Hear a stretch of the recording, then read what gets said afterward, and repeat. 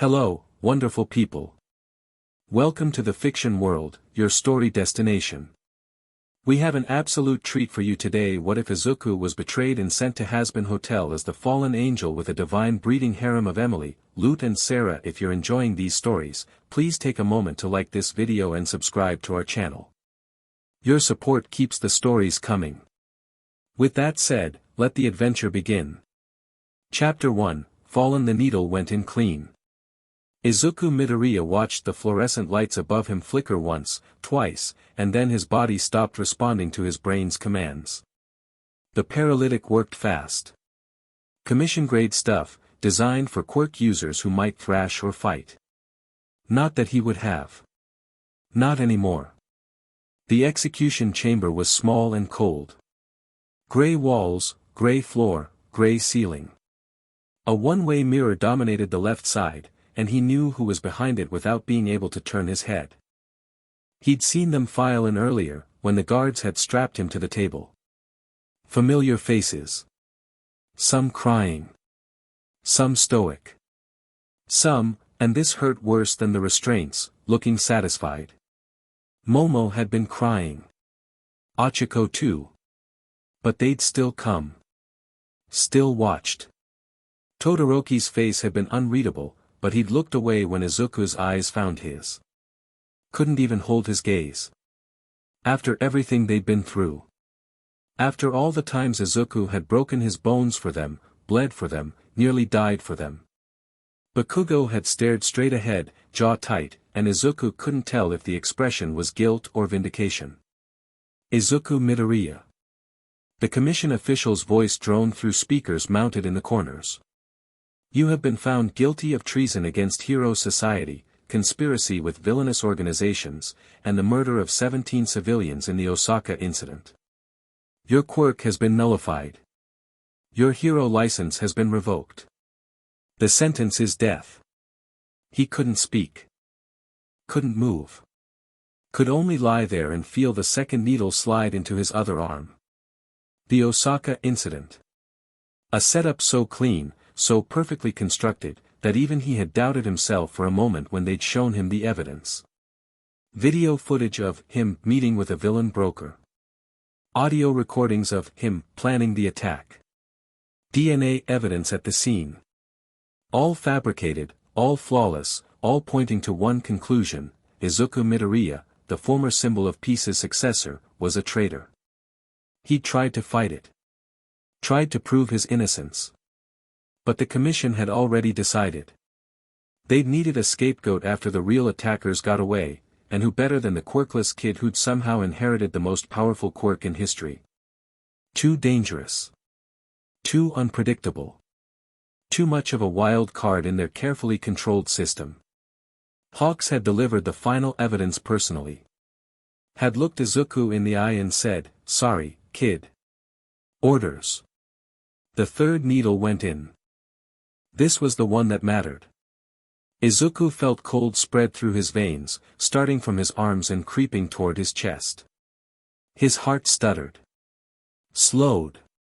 The lights above him seemed to dim, or maybe that was his vision going. He thought about All Might. About the man who'd believed in him when no one else would. All Might had died 3 years ago, peacefully, in his sleep. At least he didn't have to see this. He thought about his mother. They hadn't let her visit. Hadn't let her say goodbye. She was probably at home right now, alone, watching the news coverage of her son's execution. He thought about all the people he'd saved. The children, the families, the strangers who'd thanked him with tears in their eyes. Did any of them believe him? Did any of them remember the boy who'd smiled and said, "I am here," even when his body was broken and his spirit was flagging? Probably not. The cold reached his heart. Izuku Midoriya died at 3:47 p.m. on a Tuesday, in a gray room, surrounded by people who'd called him a friend. Falling. He was falling through nothing, through everything, through colors that didn't have names and sounds that felt like textures against his skin.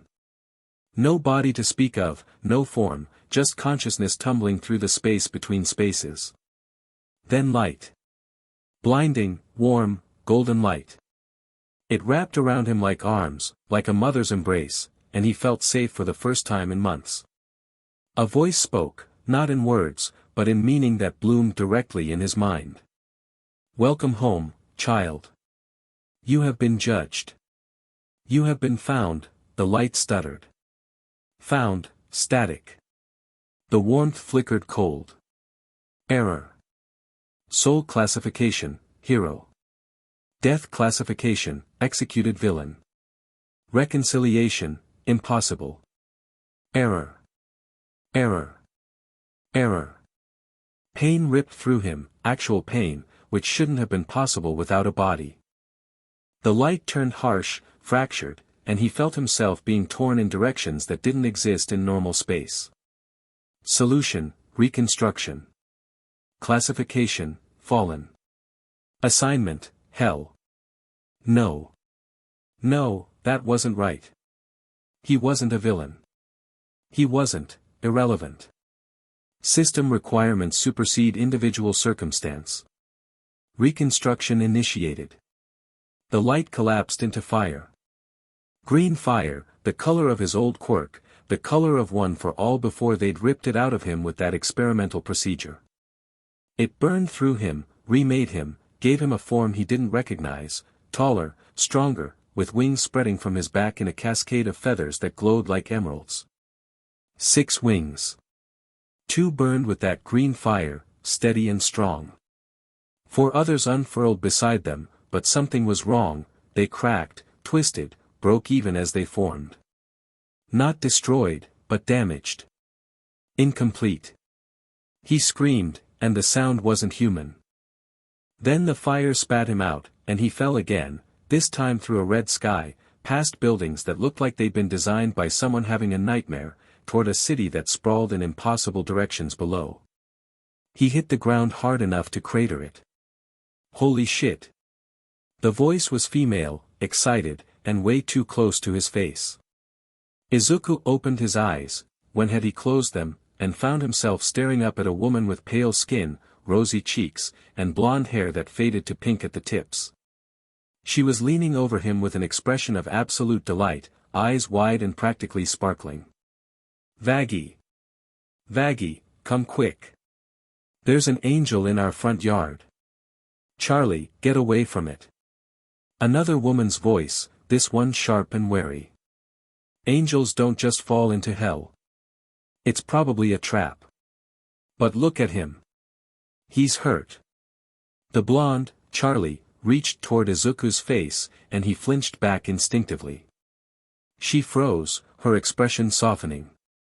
"Hey. Hey, it's okay. I'm not going to hurt you. Can you understand me?" Izuku blinked. His whole body ached in ways he couldn't describe. His wings, when had he gotten wings, scraped against the inside of the crater he'd made, and 4 of them screamed with pain while 2 pulsed with warmth. "I." His voice came out rough, scratchy. "Where am I?" Charlie's face lit up. "You can talk. Oh, this is amazing. Vaggie, he can talk. Great. It can talk. That doesn't mean it's not dangerous." A second woman appeared at the crater's edge, this one with gray skin and long white hair with a pink streak. She was holding a spear pointed directly at Izuku's chest. An angelic spear, his new instincts told him. He knew what those could do. "I'm not here to hurt anyone," he said, and was surprised to find he meant it. Despite everything, the execution, the betrayal, the agony of whatever had just happened to him, the first words out of his mouth were still reassurance. Still trying to make others feel safe. Some habits died harder than he did, apparently. "I don't even know where here is," he added, and slowly pushed himself up to a sitting position. His wings folded awkwardly behind him, the broken ones dragging on the ground while the burning ones tucked close to his spine. "The last thing I remember is dying." He remembered dying. "You're in hell," Charlie said gently. "Pentagram City, specifically. And you just crashed into the parking lot of the Hazbin Hotel, which, lucky you, is a rehabilitation center for sinners." We help people become better so they can earn their way into heaven. Izuku stared at her. Hell. He was in hell. He'd been executed as a villain, and the universe had apparently agreed with the verdict despite knowing it was wrong. Or at least, the system had. The system that had classified him as both hero and executed villain, and then split the difference by turning him into whatever he was now. A fallen angel, Vaggie said, and there was something complicated in her voice. You're a fallen angel. Those wings, that energy, you've got divine power, but you're here. In hell. That's not supposed to be possible, Charlie said, her excitement taking on an edge of academic curiosity. Fallen angels lost their divinity when they fell. That's the whole point. But you, she gestured at his wings, at the green fire still flickering along two of them. You've still got it. You're still connected to heaven somehow. Izuku looked down at his hands. They were different, the scars from One for All's backlash were gone, his skin was smoother and slightly luminous, and when he flexed his fingers, he could feel power thrumming through him. Not One for All. Something else. Something older, maybe, or at least differently aligned. I died, he said quietly. I was executed. They said I was a villain, but I wasn't. The system tried to sort me and couldn't figure out what to do, so it just.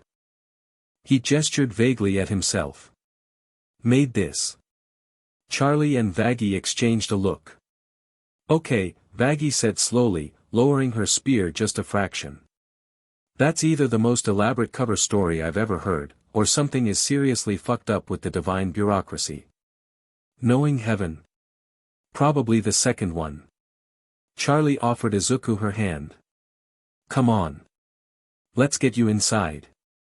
You can tell us the whole story, and we'll figure out what to do from there. Izuku hesitated. Trust didn't come easy anymore, it had been weaponized against him too effectively for that. But Charlie's eyes were kind, and her hand was steady, and somewhere deep in the part of him that was still the boy who wanted to be a hero, he recognized someone who genuinely wanted to help. He took her hand. The Hazbin Hotel was chaos.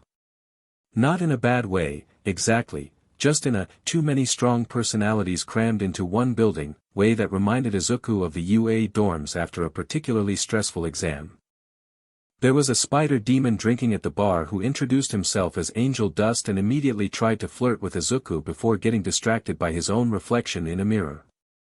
There was a cat demon mixing drinks who grunted, "Husk," in response to Charlie's introduction and then ignored everyone.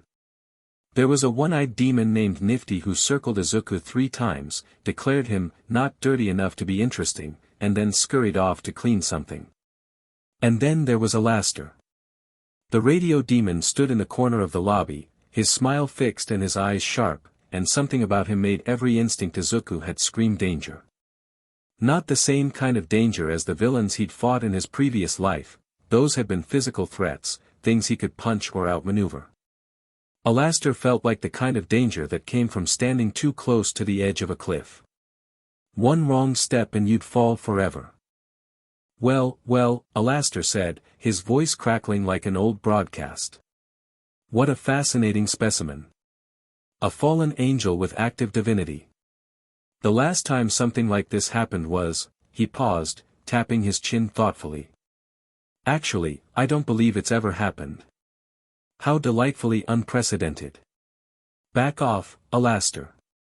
Vaggie stepped between them, her spear raised. He's a guest, not a curiosity. Everything is a curiosity, my dear. Some things are simply more curious than others. Alastair's eyes never left Izuku, and his smile widened fractionally. I don't suppose you'd be interested in a deal. I could offer you quite a lot in exchange for a taste of that divine power. Izuku met his gaze steadily. The old him would have stammered, would have looked away, would have tried to de-escalate through submission. But the old him hadn't been executed by the people he trusted. No thanks, he said. I've had enough of people trying to own me. Alastair's smile flickered, just for an instant, something genuine breaking through the performance, and then he laughed. actually laughed, a warm sound completely at odds with his usual radiostatic chuckle. "Oh, I like you," he said. "You've got spine. Very well, I'll keep my distance for now. But do let me know if you change your mind. My door is always open." He vanished into the shadows without another word. "Don't mind him," Charlie said, appearing at Izuku's elbow.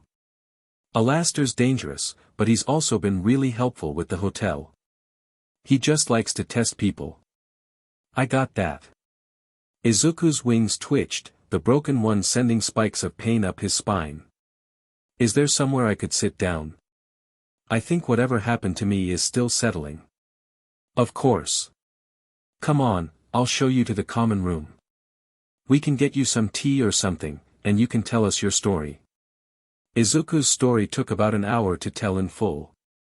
He left out some details, the specific mechanics of One for All, certain names and events that wouldn't translate to a world without quirks, but the broad strokes came through clearly enough. A boy born powerless in a world of powers. A chance meeting with his hero. A gift that changed everything. Years of training, fighting, nearly dying more times than he could count. And then, betrayal. A frame job. An execution. Charlie cried. Actually cried, tears streaming down her cheeks while she clutched a throw pillow to her chest like it could somehow protect Izuku retroactively from what had happened. "That's so awful," she said when he finished. "You did everything right. You gave everything you had. And they just threw me away," Izuku finished quietly. "Yeah." Vagi's expression had shifted throughout the story, going from suspicious to thoughtful to something that looked almost like recognition. "The execution," she said slowly. "The official death classification. That's why you ended up here but kept your divinity. The system flagged you as a villain because that's how you died on the books, but your soul was too pure to actually fall. So it compromised. Made me something new," Izuku agreed. "Something that shouldn't exist. Something that's going to cause a lot of problems." Vagi stood up, pacing in front of the fireplace. "Heaven monitors hell constantly. They're going to notice a divine signature this strong showing up out of nowhere. They're going to investigate. And when they find out what you are, they'll either want to study me or destroy me," Izuku said. "Probably both." "You don't seem scared," Angel Dust commented from the bar, where he'd been eavesdropping without any attempt at subtlety. "Most people'd be shitting themselves at the idea of heaven coming after M." Izuku considered that. Was he scared? He should be. He knew, objectively, that his situation was dangerous. But the fear wouldn't come. Maybe he'd used it all up in those final months of his trial, lying awake in his cell and hoping someone would believe him. Maybe dying had burned it out of him. Or maybe he was just tired of being afraid. "I've already lost everything," he said finally. "My quirk, my friends, my life, my world. What else can they take?" The room went quiet. Then Husk, who hadn't said a word since his initial introduction, snorted and pushed a glass of something amber across the bar. "Kid's got a point. Drink?" Izuku had never been much of a drinker, but something about the moment called for it. He crossed to the bar and took the glass. "Thanks. Don't mention it. Seriously, don't. I've got a reputation to maintain." The rest of the day passed in a blur of settling in. Charlie showed Izuku to a guest room on the 3rd floor, simple but clean, with a bed that was actually comfortable and a window overlooking the chaotic cityscape of Pentagram City. She apologized for the lack of amenities, promised to get him whatever he needed, and generally fussed over him like a mother hen until Vagi physically dragged her away to handle hotel business. Left alone, Izuku stood at the window and stared out at his new reality. Hell looked exactly like he would have expected and nothing like it at the same time. The sky was red and oppressive, but there were lights everywhere, neon signs, glowing windows, fires burning on street corners. The buildings were twisted and wrong, but there were demons walking between them, living their lives, going about their business. It was alive in a way he hadn't anticipated. He flexed his wings experimentally. The two that still burned with green fire responded smoothly, spreading wide and casting flickering shadows across his room. The other four dragged and scraped, barely able to move without sending agony shooting through his body. Broken. Incomplete. Just like him. He thought about his classmates again. About the looks on their faces through that one-way mirror. Momo crying but not speaking up. Ochiko reaching toward the glass before pulling her hand back. Todoroki looking away. Bakugo staring straight ahead. They'd believed it. Or at least, they'd chosen to believe it because that was easier than fighting. Easier than questioning. Easier than admitting that the system they devoted their lives to serving could be wrong. Izuku had spent years trying to be like them. Trying to prove he deserved to stand beside them. And in the end, they'd watched him die without lifting a finger. Something hard settled in his chest. Not rage, he'd never been good at rage, but something colder. Quieter. A door closing on a part of himself that still wanted to justify their actions, still wanted to believe there was an explanation that made it okay. There wasn't. And he was done pretending there might be. A knock at his door interrupted his thoughts. "Come in," he said, turning from the window. Charlie peeked her head in, her expression apologetic. "Hey. Sorry to bother you when you're settling in, but there's kind of a situation downstairs. Some of Velvet's goons showed up and they're threatening to trash the place if we don't pay protection money or whatever.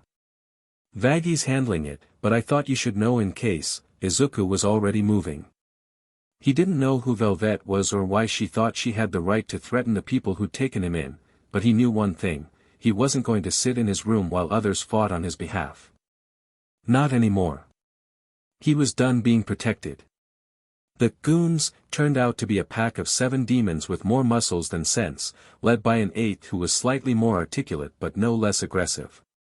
They'd gathered in front of the hotel, where Vaggy stood with her spear ready and a look on her face that suggested she was about 5 seconds from violence.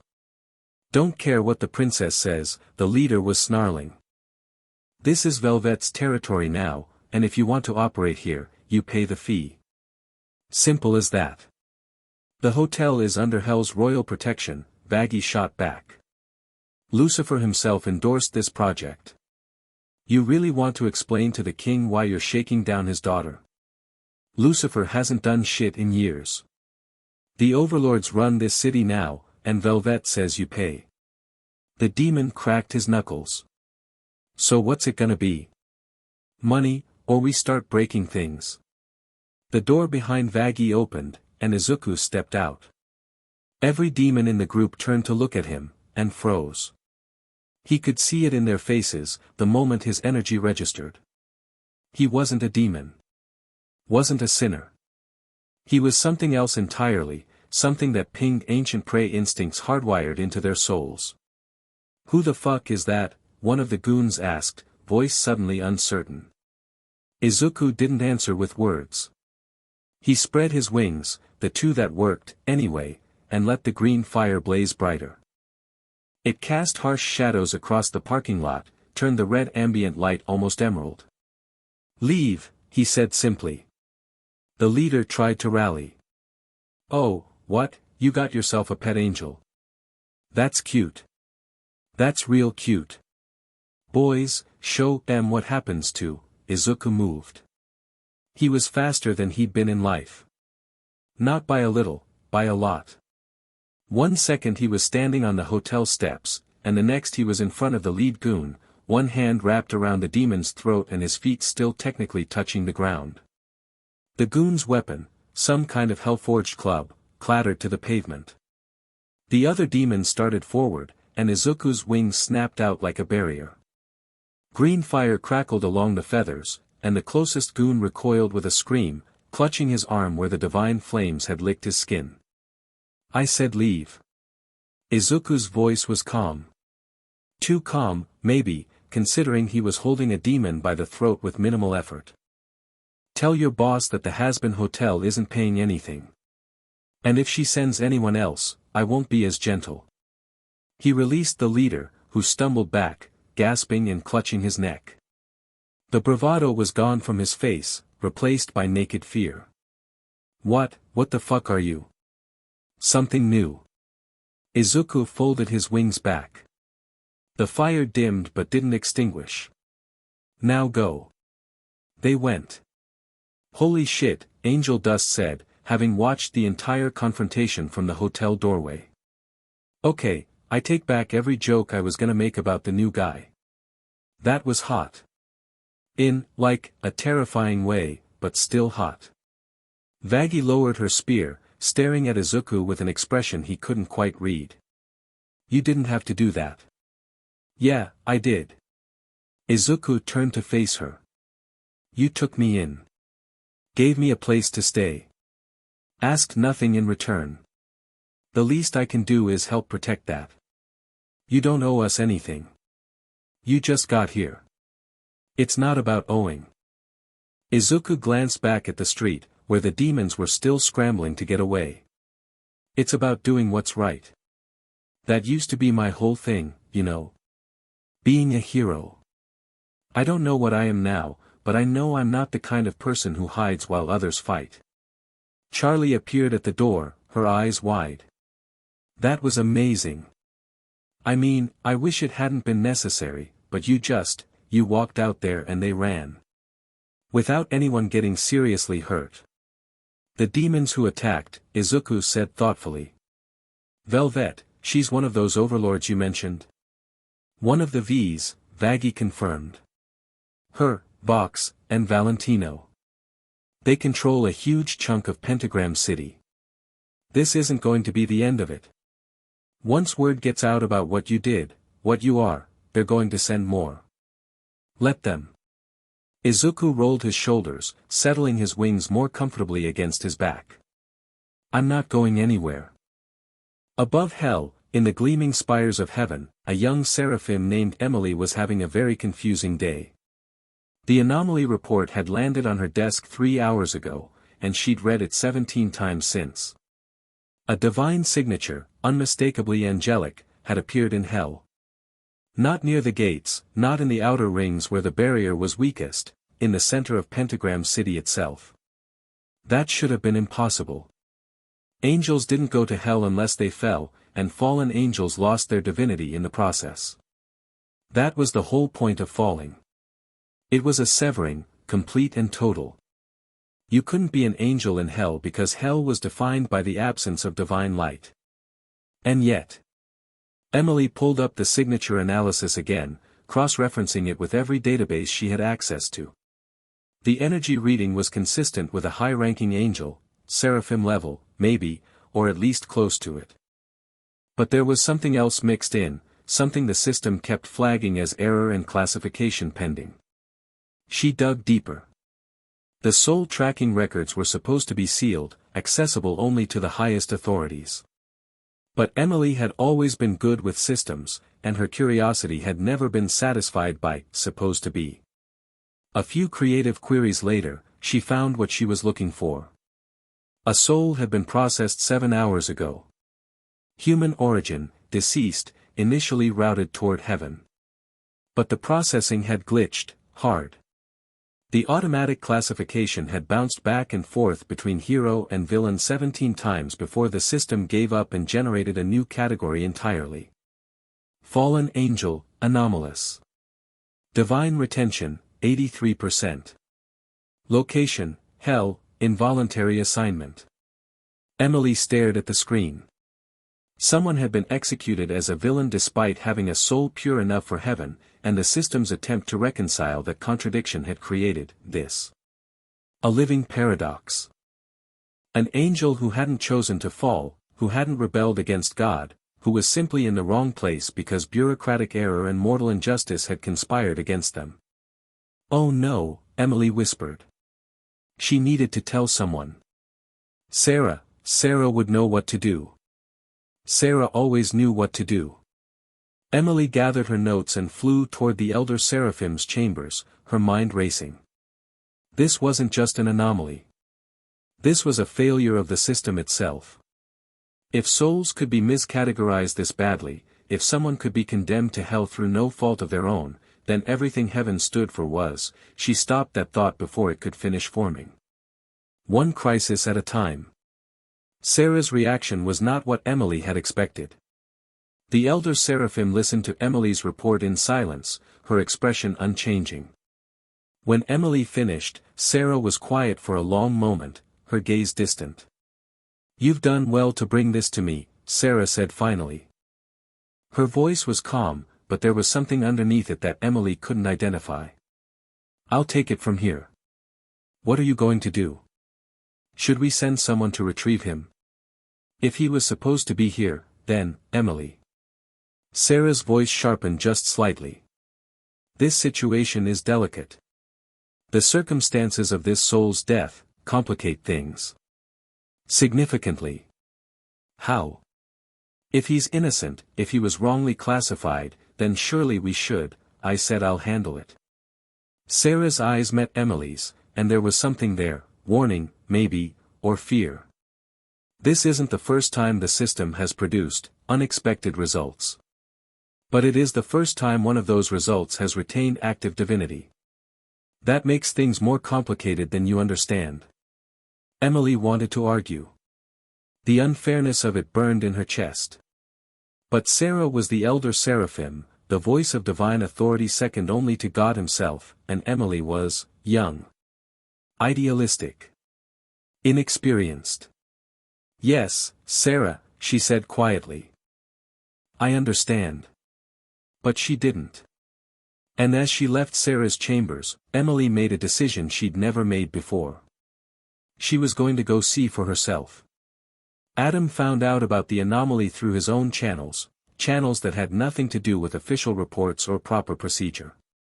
The first man slouched in his throne, scrolling through the intelligence update with growing irritation. An angel in hell. A real angel, with working divinity and everything. Just sitting there in some demon princess's passion project, making him look like an idiot. The whole point of the exterminations was to keep hell under control. To remind the demons who was in charge. To cull the population before it grew too strong. And now this whatever it was, had dropped into the middle of Pentagram City and started throwing around divine power like party favors. "Lute," he called out. His lieutenant appeared at his side within seconds, golden mask gleaming. "Sir. You see this?" Adam gestured at the report. "Some kind of fallen angel reject is running around hell playing superhero. I want you to take a squad and handle it." Lute studied the report, her expression hidden behind her mask but her body language sharp and focused. "The readings are unusual. The system classified this entity as anomalous. Should we coordinate with Sera before, fuck Sera?" Adam stood, stretching his wings irritably. "She'll just want to study it or whatever. Send a committee. File reports.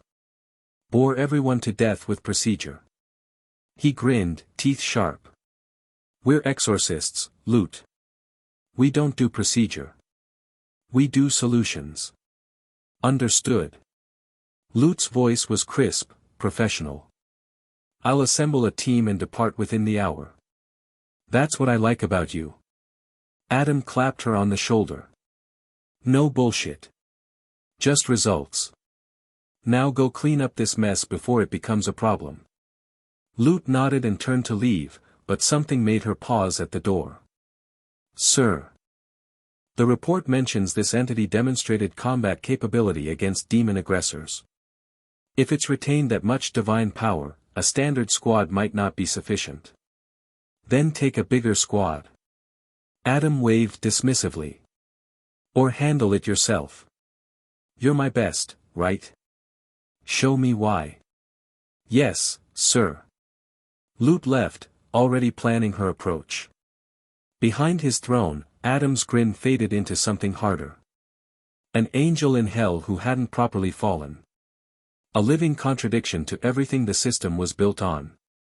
If word got out that souls could end up in the wrong place, that heaven's vaunted judgment wasn't perfect, the whole thing could unravel. Couldn't have that. Izuku spent his first full day in hell learning how the hotel worked. It wasn't complicated, exactly, but it was different from anything he'd experienced before. Charlie's redemption program was part therapy, part community center, part halfway house. Sinners came in, participated in activities designed to help them work through their issues, and theoretically improve themselves enough to earn passage to heaven. So far, according to Vaggy's quiet admission, it had never worked. Not once. But Charlie kept trying, and the hotel kept functioning, and somehow that stubborn hope felt more heroic than anything Izuku had done in his previous life. He helped where he could. Fixed a broken railing on the main staircase. Cleared debris from a storage room that hadn't been opened in months. Cooked breakfast for everyone because nobody else seemed inclined to, and Angel Dust had actually looked surprised when Izuku set a plate in front of him. "The fuck is this?" "Eggs. Toast. Some kind of fruit I found in the kitchen, I think it's like an apple." "Yeah, I know what breakfast is. Why are you making it for me?" Izuku shrugged. "You're here. I was cooking anyway. It's not complicated." Angel Dust stared at him for a long moment, then picked up his fork without another word. He ate the entire plate. Later, Vaggy found Izuku on the roof, watching the hell sky shift through colors that didn't exist in the human world. "You're different from what I expected," she said, settling beside him. "What did you expect?" "Anger. Arrogance. Most angels are." She paused, searching for the right word. "Insufferable. They look at hell and see nothing worth saving. They look at demons and see pests to be exterminated." Her hand drifted to her spear, propped against the railing beside her. "I know. I used to be one." Izuku turned to look at her, really look, with his new senses as well as his eyes. And there it was, a faint echo of divinity, scarred over and buried deep but still present. Fallen. Truly fallen, not like him. What happened? Vaggy's jaw tightened. "I questioned orders. During an extermination. Saw a demon, just a kid, really, some sinner who died young and ended up here, and I couldn't do it. Couldn't bring my blade down. So they threw me out." "That doesn't sound like a reason to fall." "It wasn't. Not technically." Vaggy's voice was bitter. "But Adam doesn't like disobedience. And Sera. Sera doesn't question Adam. So here I am. Demon by decree, if not by nature." Izuku processed that. The system he'd died believing in, the Hero Commission, UA, all of it, had been corrupt. He'd learned that lesson the hard way. But hearing that heaven might be just as flawed, just as willing to sacrifice individuals for convenience. "I'm sorry," he said. "Don't be. Charlie found me. Gave me a purpose again." Vaggy almost smiled. "She does that. Finds the broken things and refuses to give up on them. She found me too." "Yeah. She did." Vaggy stood, brushing off her skirt. "Just, don't hurt her. She believes in people too easily. It makes her vulnerable." "I won't." Izuku meant it. "I don't hurt people who trust me. That's kind of the reason I'm here in the first place." Vaggy studied him for another moment, then nodded slowly. Something shifted in her posture, not quite trust, but the beginnings of it. "All right. Get some rest.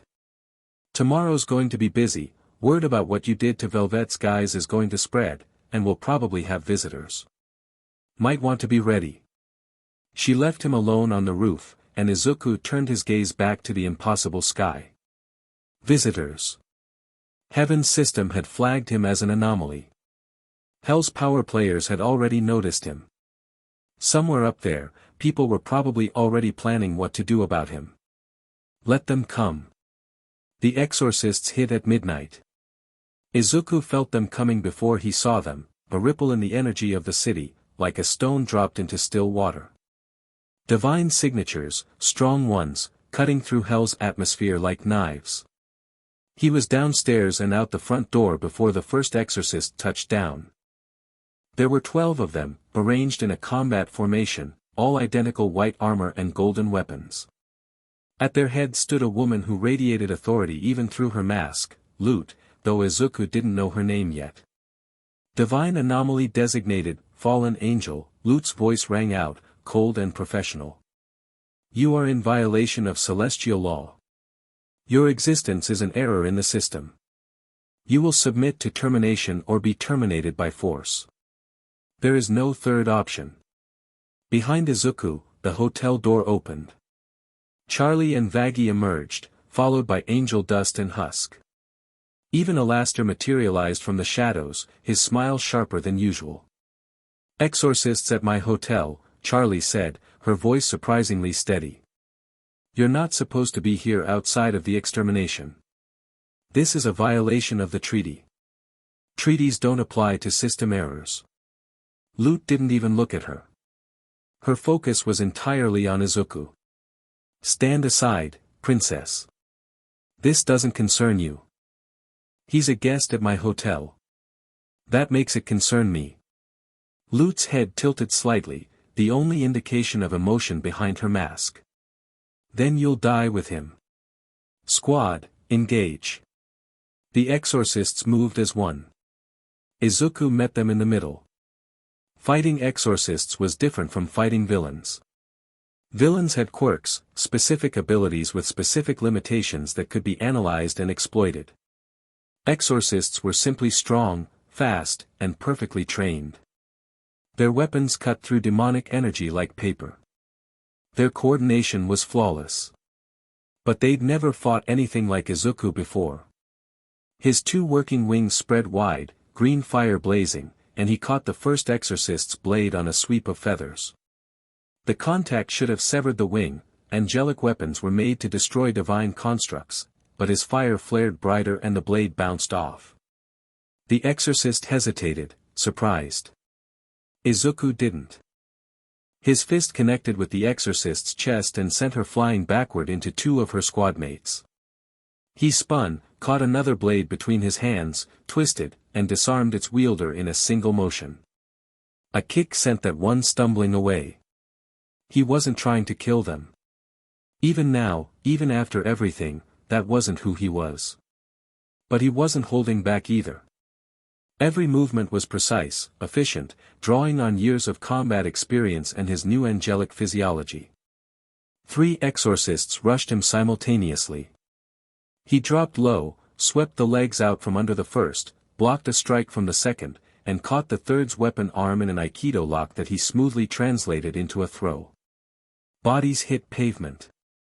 Weapons clattered. Then Lute was in front of him, and everything got harder.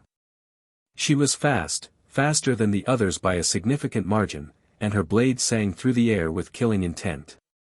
Izuku blocked, parried, deflected, but she pressed him back step by step. Her technique was perfect, each strike flowing into the next without hesitation. You fight well for an error, she said, her voice betraying nothing. But you can't beat me. I've killed things far stronger than you. Then why haven't you killed me yet?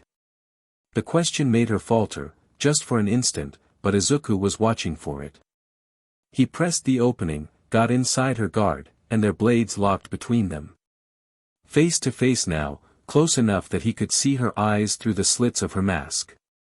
You're not sure, he said quietly. Part of you is wondering if the system really is infallible. If maybe, just maybe, I shouldn't be destroyed without knowing what I am first. You're an error. Errors get corrected. I was a hero. Izuku's wings flared, green fire painting the air between them. I saved lives. I sacrificed everything. And the system you served decided I was a villain because some bureaucrat didn't know how to file my death certificate. Is that really justice? Lute shoved him back, breaking the blade lock. Her stance was still combat ready, but she wasn't attacking. Behind them, the other exorcists had regrouped, but they weren't advancing either. Several were injured, though none seriously. The hotel crew had formed a defensive line but hadn't engaged. Emily! The shout came from above. Izuku looked up to see another angel descending, younger looking than Lute, with no mask and an expression of genuine distress. She landed between them, hands raised in a halting gesture. Lute, stop. This isn't sanctioned. Sera explicitly ordered observation only. Adam doesn't have authority over soul classification. Only Sera does, and she ordered that this entity not be harmed until we understand what happened. Emily turned to face Lute fully, her wings spread in a clear protective gesture toward Izuku. You're acting against heaven's explicit command. If you continue, I'll be forced to report you. Lute was absolutely still for a long, tense moment. Then, slowly, she lowered her blade. This isn't over, she said to Izuku. Whatever you are, you don't belong. The system will correct itself eventually. Maybe. Izuku's wings relaxed, though he didn't let his guard down completely. Or maybe the system needs to change. Lute's head tilted again, that same gesture of emotion barely contained, and then she turned sharply to her squad. Fall back. We're returning to heaven. The exorcists retreated, rising into the sky in formation. Lute was the last to go, her gaze lingering on Izuku for a moment longer than necessary before she followed her squad into the red void above. Emily stayed. I'm so sorry, she said, her voice trembling slightly. I didn't know Adam had sent them. I came as fast as I could when I felt the combat signature, but, you stopped them. Izuku's wings folded behind his back, the green fire dimming to a gentle glow. That's what matters. But they attacked you. In violation of direct orders. This is exactly the kind of thing I've been worried about. Heaven is supposed to be better than this, supposed to be just and fair, and Emily cut herself off, taking a breath. I'm sorry. I'm rambling. It's okay. And strangely, it was. Looking at Emily's distressed face, her obvious concern for him, a stranger she'd never met, Izuku felt something he hadn't felt in a long time. Not trust, exactly. But the potential for it. You came all the way to hell to help me, he said. Why? Emily's gaze dropped.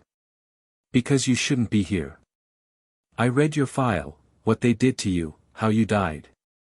The system failed you, and that means heaven failed you. We're supposed to protect the innocent.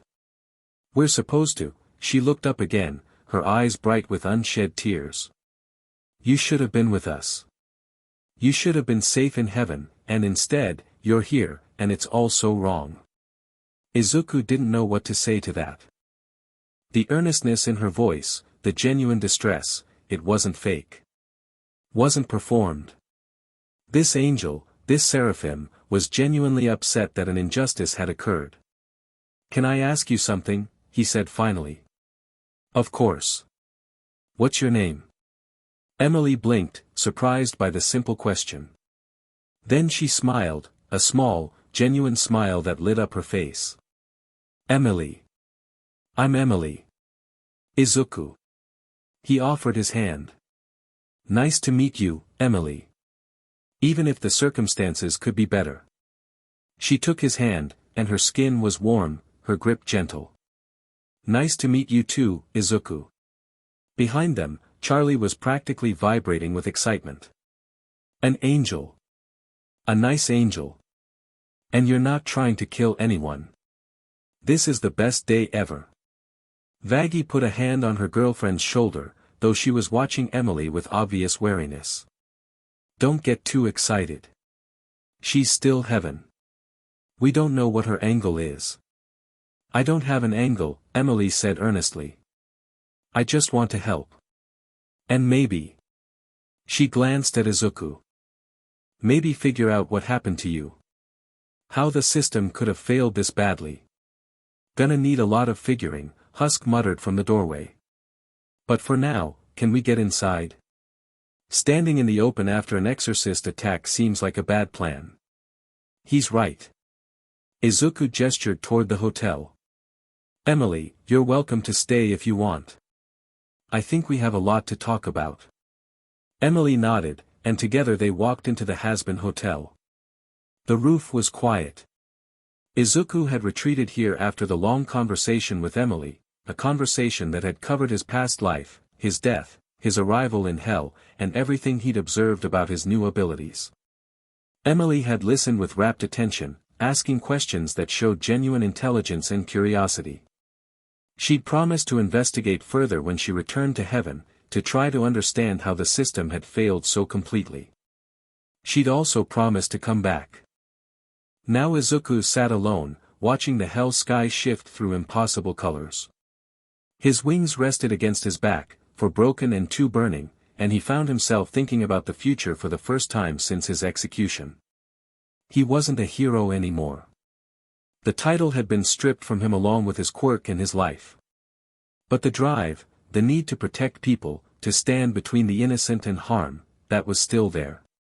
It had always been there, long before One for All, long before All Might. Maybe that was enough. He heard footsteps behind him and didn't turn. The energy signature told him it was Charlie before she spoke. Hey, she said softly. Mind if I join you? Go ahead. She settled beside him, tucking her knees up to her chest and wrapping her arms around them. For a moment, she just watched the sky with him. Thank you, she said finally. For today. For defending the hotel. For not killing those exorcists even though they were trying to kill you. I don't kill. Izuku's voice was quiet. Not if I can help it. I've seen what that does to people, to the ones who kill and the ones left behind. There's almost always another way. That's not something I expected an angel to say. Even a fallen one. I'm not really an angel. Not really fallen either. Izuku flexed his wings, feeling the broken one's pulse with dull pain. I'm just me. Whatever that means now. Charlie was quiet for a moment. Then, can I tell you something? About why I started the hotel? Sure. Everyone thinks I'm naive. And maybe I am. I know the exterminations have been happening for hundreds of years, and nobody's ever been redeemed. I know the odds are against me. She looked at him, her eyes bright in the helllight. But I also know that people can change. I've seen it. Not often, not easily, but it happens. And if there's even a chance, even the smallest possibility, that someone could become better, shouldn't we try to help them? Izuku thought about that. About the villains he'd fought who'd been born into bad circumstances, who'd been failed by society long before they started failing it. About Shigaraki, broken by All for One before he could learn to be anything else. About himself, saved by one person's belief in him when everyone else had given up. Yeah, he said. We should. Charlie smiled, a real smile, full of hope. I'm really glad you landed here, Izuku. So am I. They sat together in comfortable silence, watching the hell sky shift. In a back alley of Pentagram City, far from the hotel and its recent excitement, something flickered. A patch of reality went blank, not dark, not light, just absent. A demon stumbled toward it, too drunk to notice the wrongness, and when her foot touched the edge of the blankness, she simply stopped existing. No scream. No soul remnant. Just, nothing. The absence lingered for a moment, as if tasting what it had consumed. Then it receded, leaving behind only scorched pavement and a silence too deep for hell. No one noticed. Not yet. Chapter 2, Divine Izuku woke up to the smell of sulfur and pancakes. The sulfur was standard, hell's atmosphere carried it like a constant undertone, something he'd mostly gotten used to over the past 3 weeks. The pancakes were new. He rolled out of bed, his wings automatically folding tight against his back to avoid knocking things over in the small room. The 4 broken ones still ached, but less than before. The two that burned with green fire felt stronger every day, more responsive, like muscles he was finally learning to use properly. Downstairs, he found chaos. Angel Dust was at the stove, wielding a spatula in two of his 4 arms while the other 2 held a mixing bowl and a cigarette. Husk was hunched at the bar, nursing something that was definitely not coffee. Nifty was darting around the kitchen at impossible speed, cleaning surfaces that Angel had just dirted. Greenie! Angel called out when he spotted Izuku. Perfect timing. Tell Husk that pineapple absolutely belongs on pancakes. It doesn't, Husk growled. He's wrong, Angel said confidently. Back me up here. Izuku considered the question with more seriousness than it probably deserved. I've never tried it. See? Open-minded. That's what I like about you. Angel flipped a pancake with unnecessary flair. Unlike some grumpy cats who refuse to expand their culinary horizons. My horizons are fine where they are. Izuku grabbed a plate and accepted the stack Angel offered him, thankfully pineapple-free. He'd fallen into a routine here, something he hadn't expected to happen. Mornings in the common area, helping with whatever needed fixing during the day, training in the evening. It wasn't heroism in the way he used to understand it, but it felt useful. Charlie burst through the kitchen door, her energy immediately filling the room. Good morning, everyone. Beautiful day in hell, isn't it? Izuku, I need you for something after breakfast. Vaggie and I found some weird damage reports coming in from the lower districts and we want to check them out. Weird how? That's the thing, nobody knows. Buildings just, gone. Not destroyed, not burned down. Gone. Like they were never there. Charlie's usual enthusiasm dimmed slightly. The demons who live there are missing too. No bodies, no souls showing up in the respawn pools. Just vanished. Izuku set down his fork. That doesn't sound natural. It's not. Vaggie appeared behind Charlie, her expression grim. I've been in hell a while now. I've seen a lot of strange shit. This is new. The lower districts were rougher than the area around the hotel, more cramped, darker, with fewer of the neon lights that gave Pentagram City its chaotic energy. Izuku walked between Charlie and Vaggie, his wings folded tight to avoid brushing the narrow walls. The first gap hit them like a punch. 1 second they were walking down a normal street, normal for hell, anyway, and the next they were standing at the edge of nothing. Not a hole, not a crater. Just absence. The street stopped and then there was a space where something should have been but wasn't. Izuku's divine senses screamed. Don't get closer, he said sharply, throwing an arm out to stop Charlie from stepping forward. There's something wrong with it. Wrong how? Vaggie had her spear out, scanning the surrounding buildings for threats. Izuku struggled to articulate what he was feeling. The gap wasn't just empty, it was actively empty, a vacuum where existence itself had been removed. His angelic energy reacted to it like opposing magnets, pushing him away from the boundary. It's not natural, he said finally. Whatever did this, it's not from hell. Maybe not from heaven either. Charlie crouched, studying the edge of the gap without touching it. The report said it started small.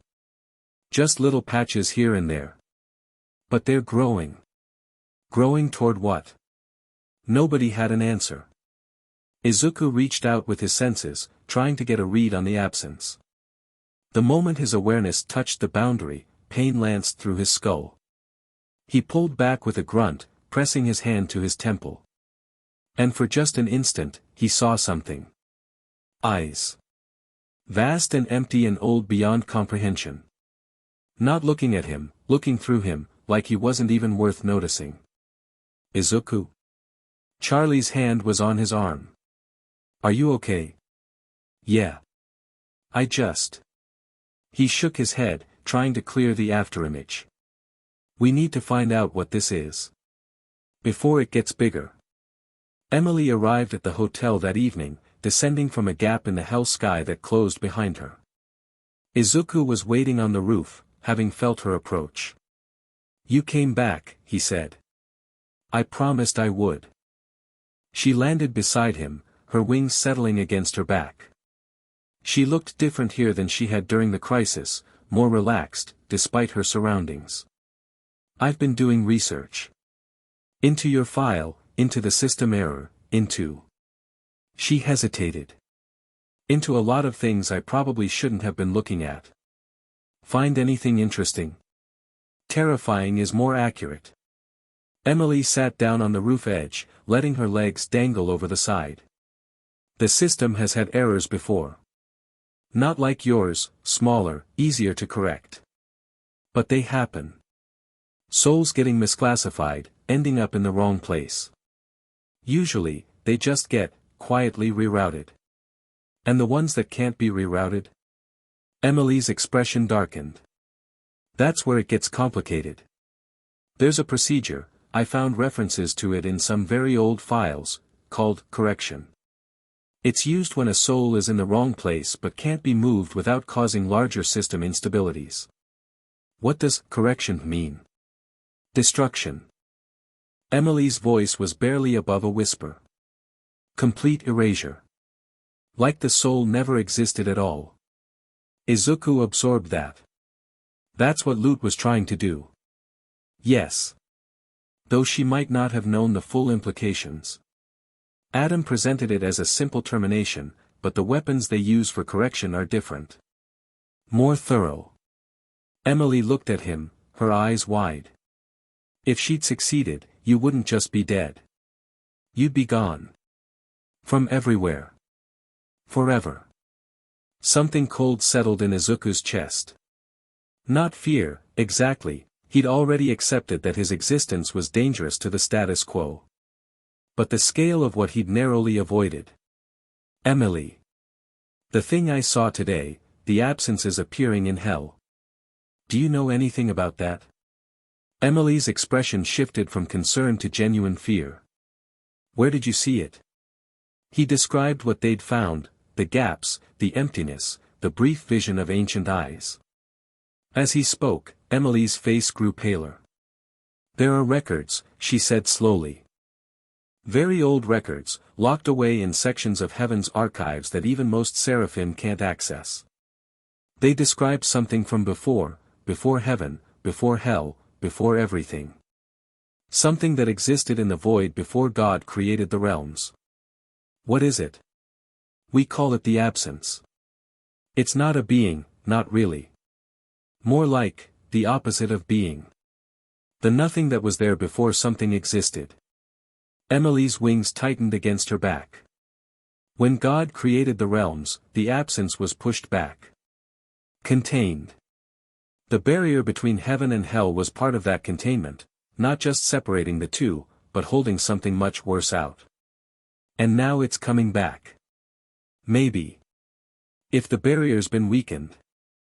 Emily trailed off, her gaze finding Izuku's. "Your existence. Divine power in hell. It's a contradiction that the system can't resolve. Every moment you're here, you're putting stress on the boundary between realms. You might be, the crack it's using to get in."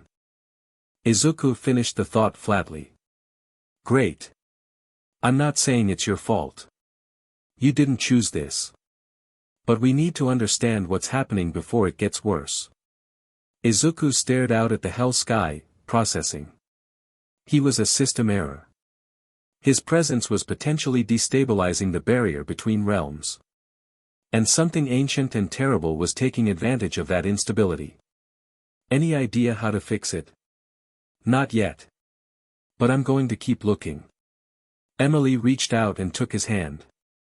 Her skin was warm, her grip gentle. "We're going to figure this out. Together." Izuku looked at their joined hands, then at her face. She was earnest, determined, worried about him in a way that felt genuine rather than calculated. It had been a long time since anyone had looked at him like that. "Thank you," he said quietly. "For caring. You barely know me. I know enough." Emily squeezed his hand. I know you were a hero. I know you saved people, sacrificed everything for them. I know the system failed you and you ended up here through no fault of your own. Her voice softened. I know you're kind. You cooked breakfast for demons who didn't ask for it. You protected a hotel full of sinners from your own kind. That tells me everything I need to know. Izuku didn't have words for what he felt in that moment. The wall he'd built around himself after the betrayal, the cold, quiet anger that had replaced his old nervous energy, cracked, just slightly. I used to be different, he said. Before everything that happened. More, open. Hopeful. I can see it in you still. Under the pain. Emily shifted closer, her shoulder brushing his. It's still there. It just needs time to heal. They sat together in comfortable silence, watching the impossible colors of hell's sky shift and swirl. The next morning brought an unexpected visitor. Izuku was in the hotel's makeshift training room, a converted basement that Vaggie had helped him set up, working through combat forms when he felt the presence. Demonic, but familiar somehow. Raw power barely contained, aggressive even in stillness. He was upstairs and at the front door before whoever it was could knock. Katsuki Bakugo stood on the hotel steps. He looked different. His skin had taken on a reddish hue, his canines were sharper, and his eyes burned with literal fire where they'd once been merely figurative. But the posture, the barely contained anger, the challenging stare, all of that was exactly the same. Deku, Bakugo said. Izuku stared at him. Of all the people he might have expected to show up in hell, Bakugo was somehow both the most and least surprising. Kaken. They stood there for a long moment, neither moving. Then Bakugo's lip curled. Heard there was an angel at some shitty hotel, throwing around power that shouldn't exist.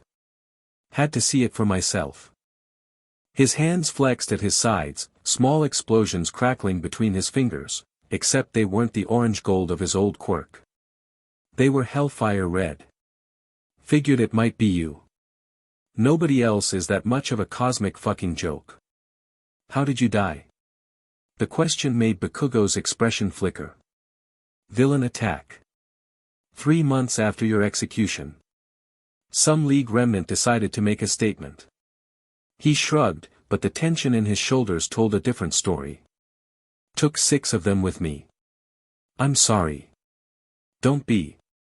I went out fighting. That's more than you got. The words hit harder than Bakugo probably intended. Or maybe exactly as hard as he intended, Izuku could never tell with him. Why are you here, Kaken? Why do you think? Bakugo's hands ignited fully, hellfire wreathing his fists. I came to fight. They ended up in an empty lot 3 blocks from the hotel, far enough that any collateral damage wouldn't touch Charlie's project, close enough that Izuku could sense if something went wrong. Bakugo didn't waste time with further words. He launched himself forward, fists blazing, and Izuku met him in the middle. The clash was brutal. Bakugo fought like he always had, aggressive, overwhelming, explosive in every sense. But hell had made him stronger. His hellfire burned hotter than his old quirk ever had, and his demonic physiology could take punishment that would have shattered his human body. Izuku matched him. His wings spread wide, green divine fire meeting red hellfire in bursts of steam and sparks. He blocked, parried, countered. Bakugo's speed was impressive, but Izuku's angelic reflexes were faster. Bakugo's power was immense, but Izuku's divine energy neutralized the worst of it. They traded blows across the lot, tearing up pavement and scorching walls. Neither pulled punches. Neither held back. You're stronger, Bakugo snarled mid-exchange. How the fuck are you stronger? You died before me. I don't know. Izuku caught a punch on his forearm and redirected Bakugo's momentum into a throw. The system made me into this. Bakugo flipped in midair, landed on his feet, and came right back. Bullshit. You were always pulling tricks like this. making it look like you were worthless, and then, he launched a massive explosion, point blank. Izuku's wings wrapped around him, shielding his body from the worst of it. Pulling some miracle out of your ass. That's not what happened, and you know it. Do I? Bakugo's voice cracked. Not with anger, with something else. Do I know that, Deku? Because I spent months telling myself you must have actually done it. That the commission wouldn't just make shit up.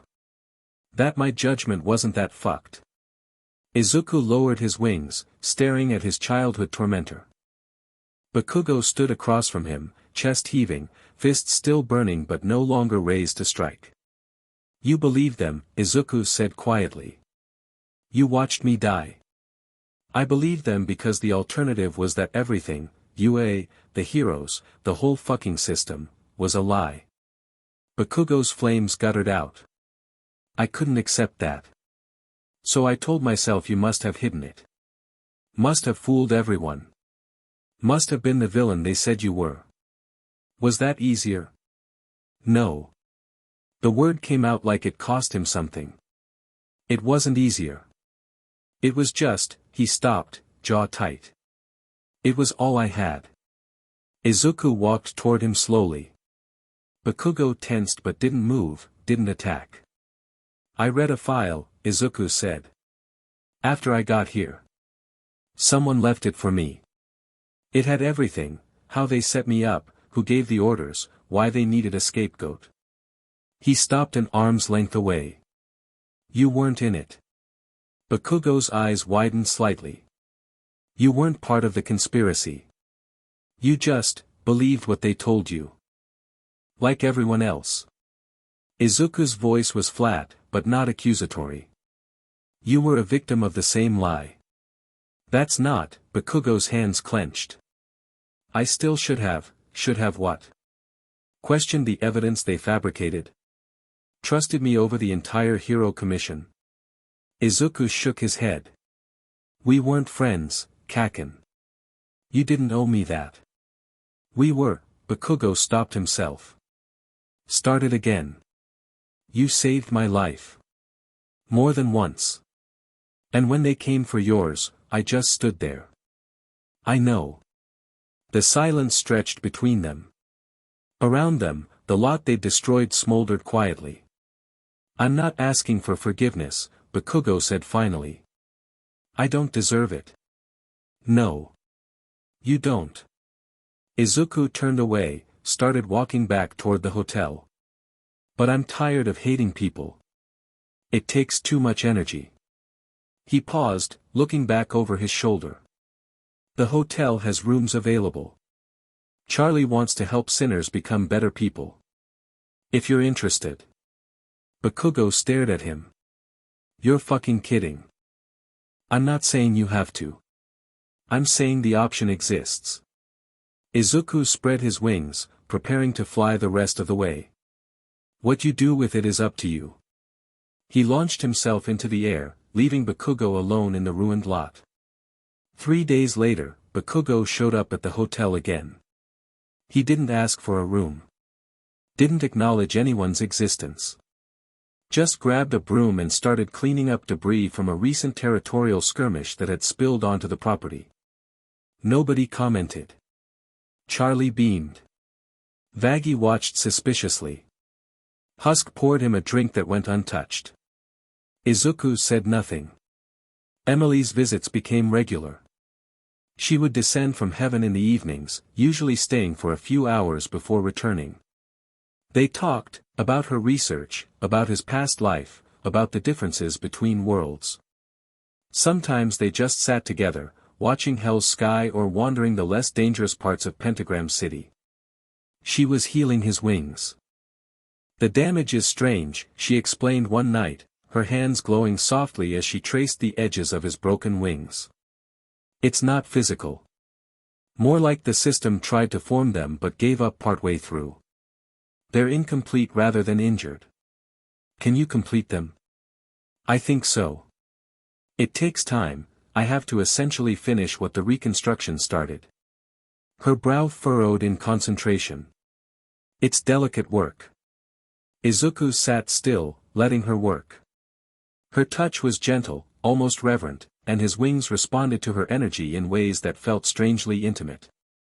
"Why are you doing this?" he asked. "Helping me. Coming to hell repeatedly.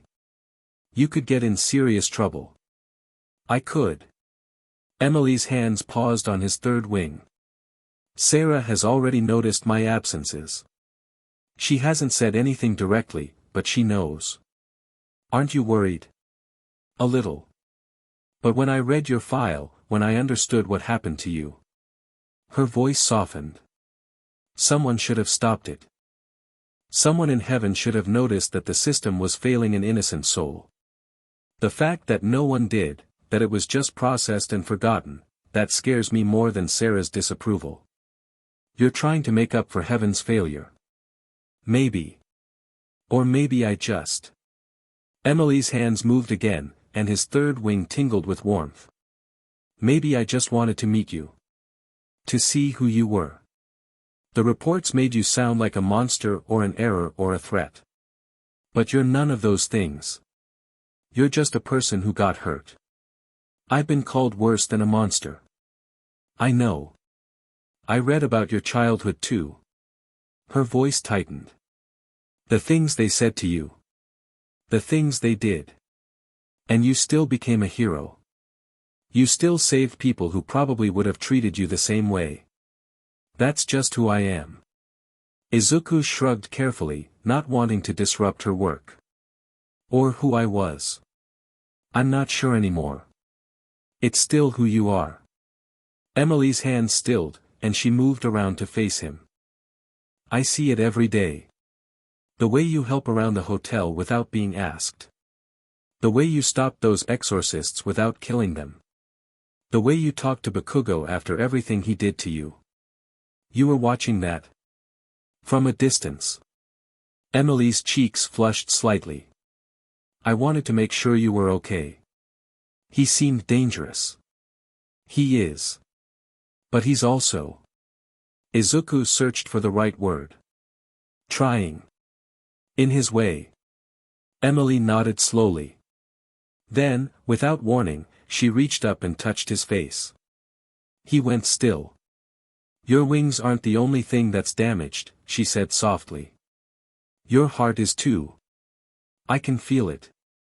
The betrayal, the execution, the system's failure, it's all still in there, weighing you down. I don't know how to let it go."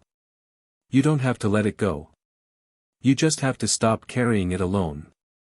Izuku looked at her, really looked, taking in the earnestness in her expression, the warmth in her eyes, the way her hand felt against his cheek.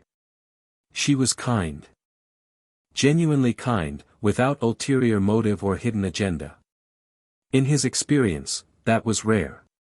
"Emily. I know this is probably complicated."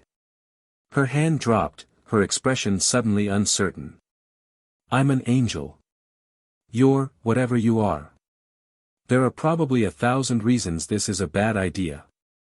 But he kissed her. It was impulsive, which wasn't like him anymore.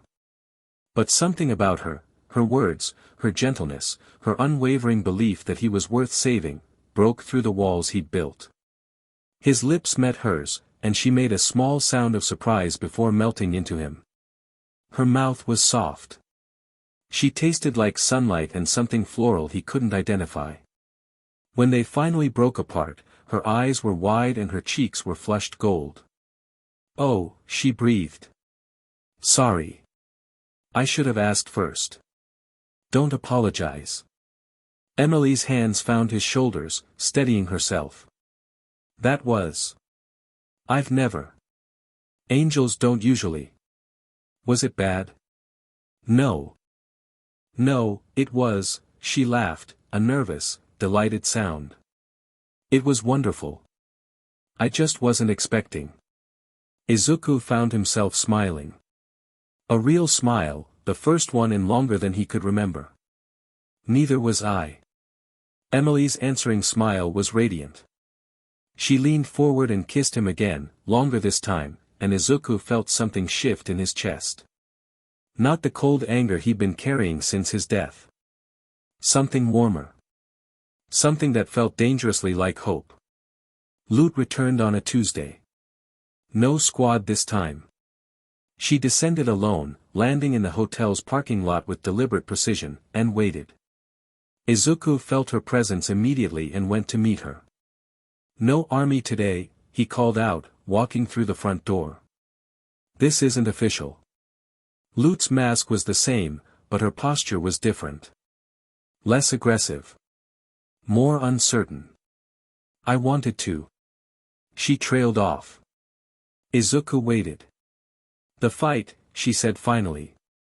3 weeks ago. You could have killed several of my soldiers. You had openings.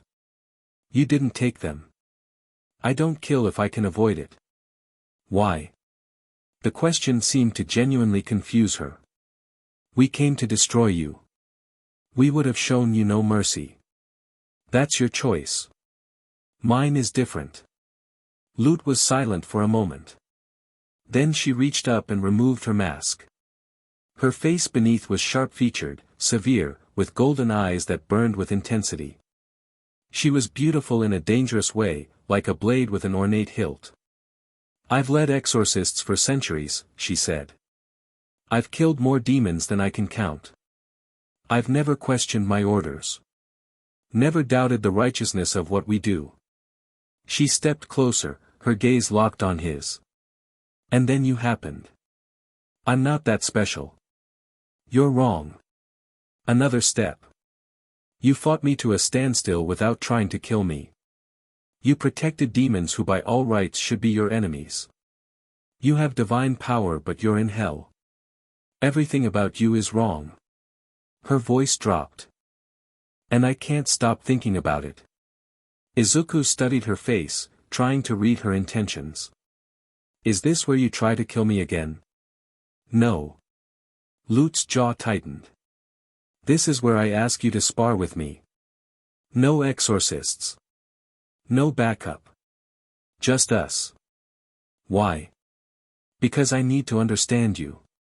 And I can't do that from heaven. It was either a trap or it wasn't. If it was, he could probably handle it. If it wasn't." "All right," he said. "There's an empty lot a few blocks from here. Already trashed it fighting Bakugo last week." Something flickered in Lute's expression. Not quite a smile, but close. "Lead the way." Sparring with Lute was different from fighting her. The first time, they'd been enemies. Every strike had carried lethal intent, every movement designed to end the conflict permanently. This was something else. More like a conversation conducted through violence. She was fast. Incredibly fast, her blade singing through the air with precision that came from centuries of practice. Izuku matched her, his wings deflecting strikes his body couldn't dodge, his divine fire meeting her holy weapon in showers of sparks. But neither of them was trying to win. They were learning. "Your form is unusual," Lute said mid-exchange, ducking under a sweep of his wing. "Not angelic. Not demonic. Where did you learn to fight?" "Another world." Izuku blocked her blade with his forearm, letting his divine energy absorb the impact. "I had teachers. Mentors. They prepared me for a different kind of combat. It shows." She pressed him back with a flurry of strikes. "There's efficiency in your movement. No wasted energy. You're good too." He found an opening, exploited it, and tagged her shoulder with a light strike. "Better than good. You move like fighting is breathing. For me, it is." They broke apart, both breathing hard. Lute's eyes were bright, her cheeks flushed with exertion. She looked more alive than she had during either of their previous encounters. "Again?" she asked. "Again." They circled each other, looking for openings. Izuku feinted left, Lute didn't fall for it. She thrust high, he slipped past the blade and got inside her guard. For a moment, they were face to face, inches apart. "You're holding back," he said. "So are you." Her breath was warm on his face. What are you really capable of? I don't know yet. Still figuring it out. Then let's figure it out together. She shoved him back and came at him again, faster this time, pushing harder. He met her intensity with his own, and the lot around them dissolved into chaos, ground tearing, fire blazing, weapons clashing. It was the most fun he'd had in months. They sparred 3 more times that week. Each session lasted longer than the last. Each one ended with both of them exhausted, exhilarated, and somehow closer than before. They started talking between exchanges, short bursts of conversation that revealed more than either probably intended. Why did you become an exorcist? Izuku asked during their 4th session, parrying a strike that would have taken his head off. Because I was good at it. Lute spun, came at him from a different angle. Because Adam said I had potential. Because heaven needed warriors. That's not a reason. That's a recruitment pitch. Her blade stopped an inch from his throat. Her eyes narrowed. The first thing I remember, she said quietly, is waking up in heaven. I don't have memories from before, no human life, no death. I was just, there. An angel created to serve. She lowered her weapon. The exorcists gave me purpose. Adam gave me purpose. Fighting is the only thing I know how to do. That's not true. Izuku lowered his guard. You came here alone. You removed your mask. You asked me to spar instead of trying to kill me. Those were choices. That's not someone who only knows how to fight. Lute stared at him. Something shifted in her expression, vulnerability, maybe, or confusion. Why do you do that? Do what? See things in me that I don't see in myself. Izuku shrugged. I was quirkless for most of my life. Everyone told me I couldn't be a hero, that I wasn't worth anything. One person looked at me and saw something different. It changed everything. He met her gaze. Maybe I just want to do that for someone else. Lute was quiet for a long moment. Then, suddenly, she moved, not to attack, but to close the distance between them. Her hand grabbed the front of his shirt and pulled him forward. She kissed him. It was nothing like Emily's kiss. Where Emily had been soft and gentle, Lute was fierce and demanding. Her mouth claimed his like she was trying to prove something, her grip on his shirt almost painful. When she pulled back, her eyes were blazing. I don't understand you, she said, her voice rough. I don't understand any of this. But I can't stop coming back. Then don't. She kissed him again, harder this time, and he kissed her back. They ended up against a crumbling wall, her wings pinning him in place, his hands tangled in her hair. When they finally separated, both breathing hard for entirely different reasons than the sparring, Lute looked almost afraid. This is dangerous, she said. I know. Adam will notice eventually. He'll come for you. For us. Let him. Something fierce and protective flickered in her eyes. You're not afraid of anything, are you? I'm afraid of plenty of things. Izuku touched her face gently. I'm just more tired of being controlled by that fear. Lute leaned into his touch, her expression softening in a way he suspected she rarely allowed. I'll come back, she said. Tomorrow night. I'll be here. She kissed him once more, quick, almost desperate, and then launched herself into the sky, disappearing into hell's red void. Izuku stood alone in the ruined lot, his heart pounding. Things were getting complicated. The absence grew. Over the next few weeks, the blank patches spread through Pentagram City's lower districts like a slow infection. More buildings vanished. More demons disappeared. The hotel became a focal point for those fleeing the affected areas, demons who'd been on the edges of the gaps and felt something watching them from the nothing. It's getting worse, Charlie said during an emergency meeting. She'd called everyone together, Vaggie, Angel Dust, Husk, Nifty, even Alaster, who watched the proceedings with his usual unsettling smile. Bakugo stood in the corner, arms crossed, present but not participating. The gaps have grown 40% in the last 2 weeks, Charlie continued. And they're moving faster now. If this keeps up, they'll reach the hotel within a month. So what's causing it? Angel asked. Some kind of demon weapon? Heaven fuckery? Neither. Izuku stepped forward. He'd been researching, talking with Emily, piecing together what they knew. It's called the absence. It's something from before heaven, hell, any of it. The barrier between realms kept it contained, but now that barrier is weakening. Why? Vaggie asked. Izuku hesitated. Because of me. My existence is a contradiction the system can't resolve. Every moment I'm here, I'm putting stress on the barrier. The room went silent. So you're the problem, Bakugo said flatly. Not accusatory, just stating a fact. I'm part of it. Not all of it, the barrier's been weakening for other reasons too. But I'm making it worse. Then what's the solution? Charlie's voice was careful. Izuku, you're not suggesting, I'm not going anywhere.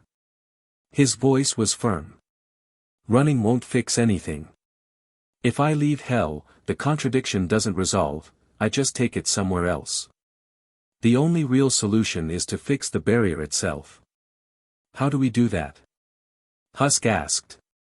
I don't know yet. But I'm working on it. The meeting dissolved into smaller conversations, logistics of housing refugees, patrol schedules for the hotel's perimeter, ways to evacuate if the gaps got too close. Izuku stepped outside, needing air. Alastair followed him. You know what the real solution is, don't you? Izuku didn't turn around. I'm not making any deals with you. I'm not offering one. Just making an observation. Alastair's voice was unusually serious. The absence feeds on contradiction. On conflict. The war between heaven and hell is the largest contradiction in existence, two realms opposed, eternally at odds. What's your point? My point, dear boy, is that if you want to stop the absence, you need to end the contradiction. Not just your personal one. Alastair's smile audibly widened. You need to bring heaven and hell together. Izuku turned then, staring at the radio demon. That's impossible. Is it? Alastair tipped his head, shadows curling around him. You're an angel in hell. An exorcist's lieutenant is secretly meeting you for romantic sparring sessions. The princess of hell runs a redemption center. The barriers you think exist are already crumbling. His grin sharpened. You just need to give them a push. He vanished into the shadows before Izuku could respond. Sera came to hell. Not with an army. Not with announcements or official processions. She simply appeared in the hotel's lobby late one night, her power instantly alerting everyone in the building. Izuku was there in seconds, wings spread, ready for a fight. She raised one hand, palm out. I'm not here for violence. Then why are you here? Sera, the elder seraphim, second only to God himself in divine authority, looked at him with eyes that held centuries of weariness. Because everything is falling apart. And you might be the only one who can stop it. They talked in Charlie's office, which was the only room in the hotel with doors sturdy enough to provide real privacy. Charlie and Vaggie had wanted to attend, but Sera had requested a private audience. Izuku had agreed, if nothing else, he wanted to hear what she had to say without the complications of other people's reactions. The absence is my fault, Sera said. Izuku blinked. Of all the openings he'd expected, that wasn't one of them. When we created the exterminations, we told ourselves it was necessary. Population control. Maintaining balance. Preventing hell's forces from growing strong enough to threaten heaven. Sera's voice was flat, reciting facts she'd told herself for centuries. What we didn't consider was the effect on the barrier. The barrier? Every extermination creates paradoxes. Souls that should have had a chance at redemption, erased before they could change. Demonic beings with fragments of divine light in them, destroyed without judgment. Each one is a small contradiction. A tiny crack. She met his eyes. Over centuries, those cracks accumulated. And I was the breaking point. Not intentionally. But yes. Sera's composure flickered. When the system tried to process you, a soul so pure that heaven called it, but condemned by the circumstances of your death, it couldn't resolve the paradox. It forced a solution. That solution created a fracture larger than all the others combined. And now the absence is using that fracture to get in. Correct. Izuku leaned back in his chair, processing. So everything that's happening, the gaps, the demons disappearing, the approaching void, it's because of decisions you made. Decisions heaven made. Yes. And you came here to tell me this. Why? To apologize? No. Sera's eyes hardened. I came because I need your help. The absence isn't going to stop at hell. If it consumes this realm, it will move to heaven next. Then earth. Then everything. It doesn't want to rule, it wants to erase. Return existence to the nothing it came from. What do you expect me to do about it? You're the fracture. You're also the only one who exists in both systems at once, divine power in an infernal realm. If anyone can seal the barrier, it's you. Izuku studied her face. There was fear there, he realized. Real fear, buried under centuries of composure. Sera was scared. I'm not dying again, he said flatly. If your plan involves me sacrificing myself, it doesn't. At least, not necessarily. Sera hesitated. The barrier was created to separate heaven and hell. To maintain their opposition. But opposition is exactly what the absence feeds on. To truly seal it, we'd need to do something different. Connect them instead of separating them. Sera nodded slowly. I don't know how that would work. The realms have been opposed since creation. Angels and demons are fundamentally different beings. But you. She looked at him. You bridge that gap. You exist in both worlds at once. If we could somehow extend that, create a permanent connection rather than a contradiction, you'd need cooperation. From both sides. Yes. You're talking about ending the exterminations. Recognizing Charlie's redemption program. Fundamentally changing how heaven and hell interact. I'm talking about survival. Sera's voice was sharp. The alternative is everyone dies. Demons, angels, humans, all of it, gone. Erased. Returned to nothing. She leaned forward. I'm not asking you to trust me. I'm not asking for forgiveness for what the system did to you. I'm asking you to help me save everything that exists. Izuku was quiet for a long moment. Then, I have conditions. Sera's eyebrows rose. Conditions? The exterminations end. Permanently. Charlie's program gets official recognition from heaven. And the correction protocol, the one that erases souls, gets abolished. Those are significant demands. They're the minimum.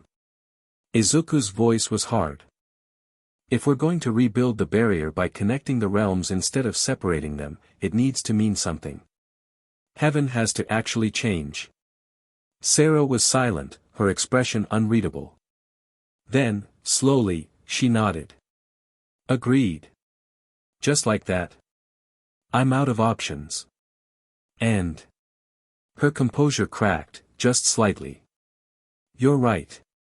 These changes should have happened long ago. I told myself the current system was necessary. I was wrong. Izuku stared at her.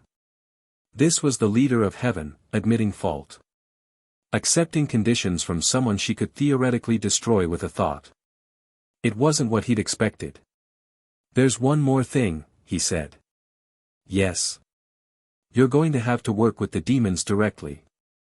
Charlie, Vaggie, probably others. If this is going to be a real connection, it can't just be dictated from above. I understand. And Adam?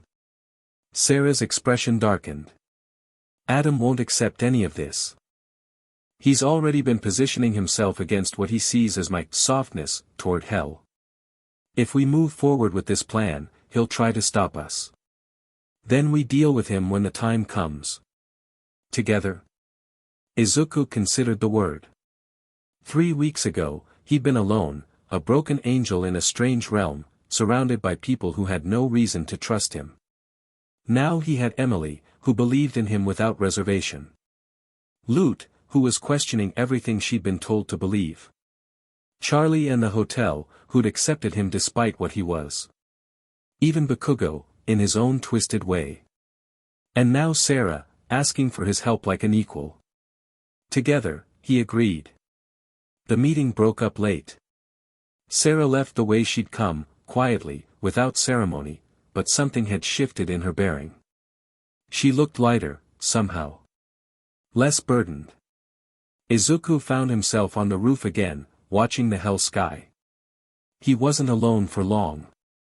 Emily arrived first, descending from the gap between realms with obvious urgency. I felt her. Sera was here. What happened? Are you? He caught her in a hug before she could finish the question, and she melted into him with a small sound of relief. I'm fine. She came to talk. We made a deal. A deal? Emily pulled back to look at him. What kind of deal? He explained, the absence, the barrier, the connection plan. Emily's eyes widened with each revelation. That's... Izuku, that's enormous. If this works, it would change everything. I know. And Sera agreed. Just like that. She's scared.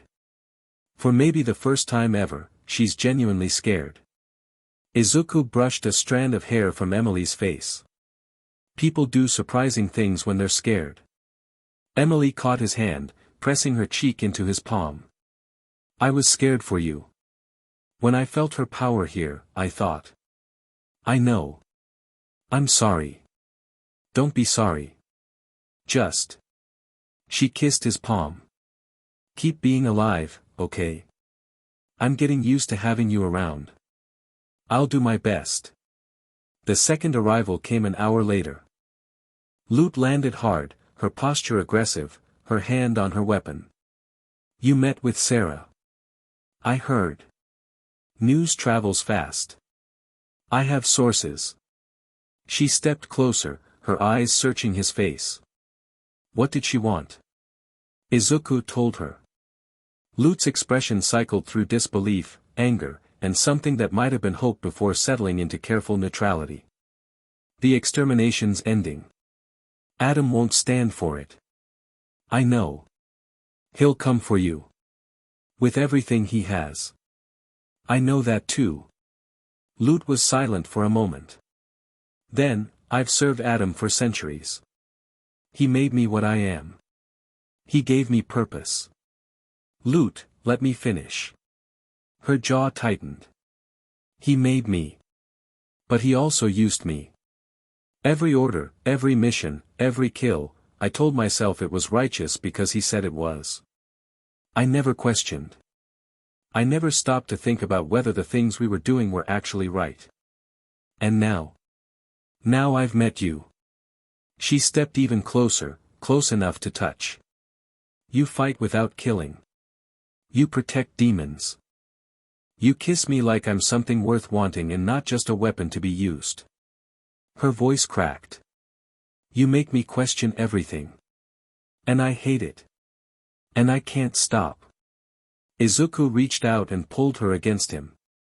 She resisted for half a second, then collapsed into the embrace with a sound that might have been a sob if she weren't too proud to admit it.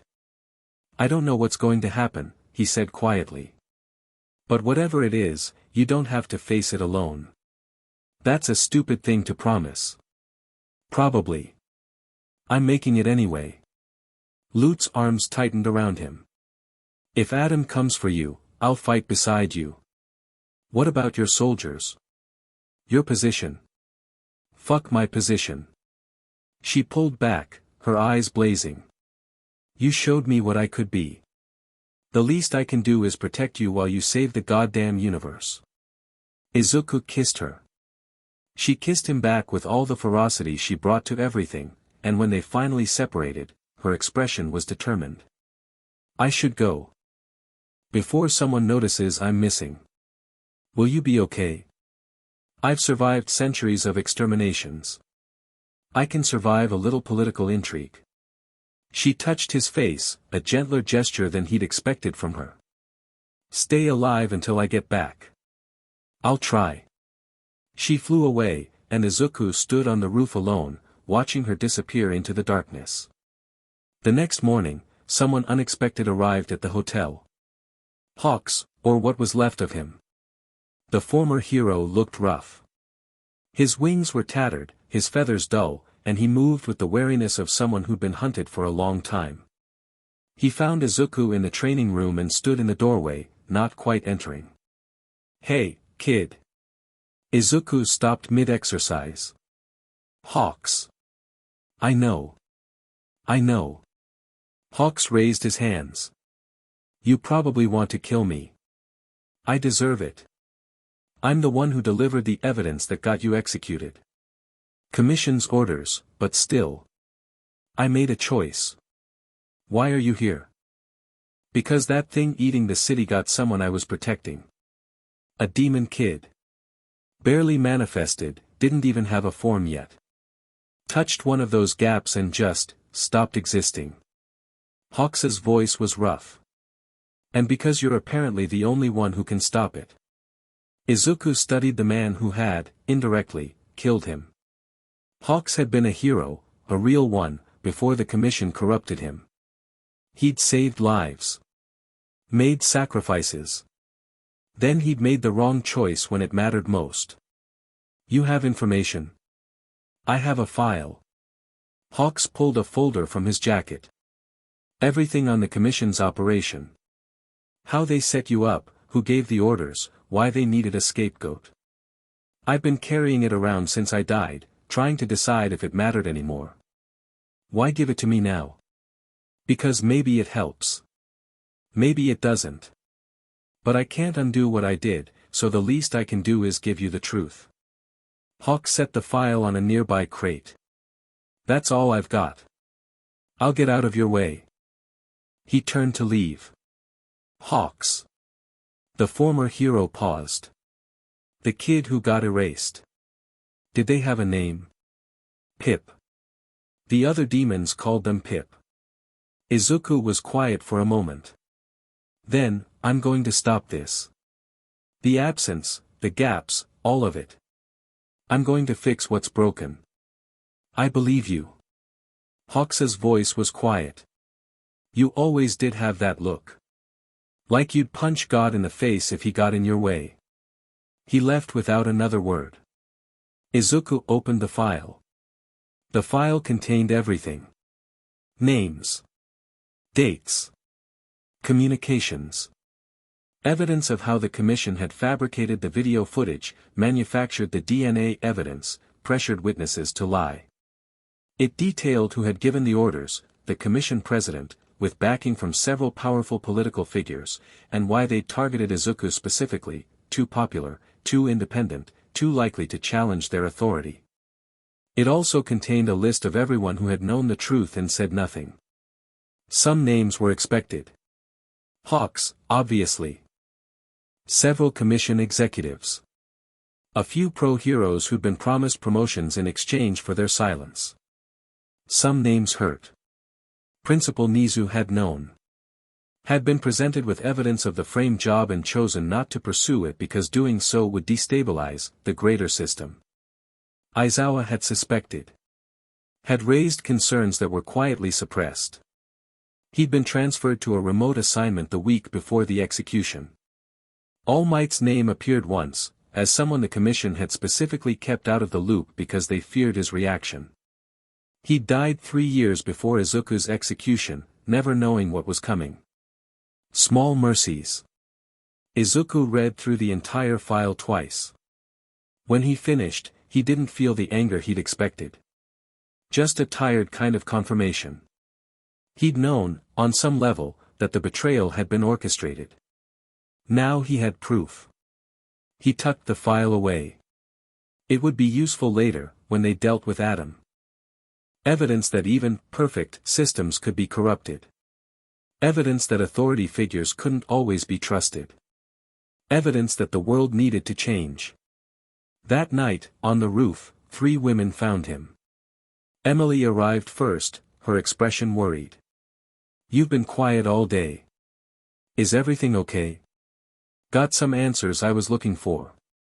They weren't happy answers, but they were answers. Lute came next, landing with her usual aggressive precision.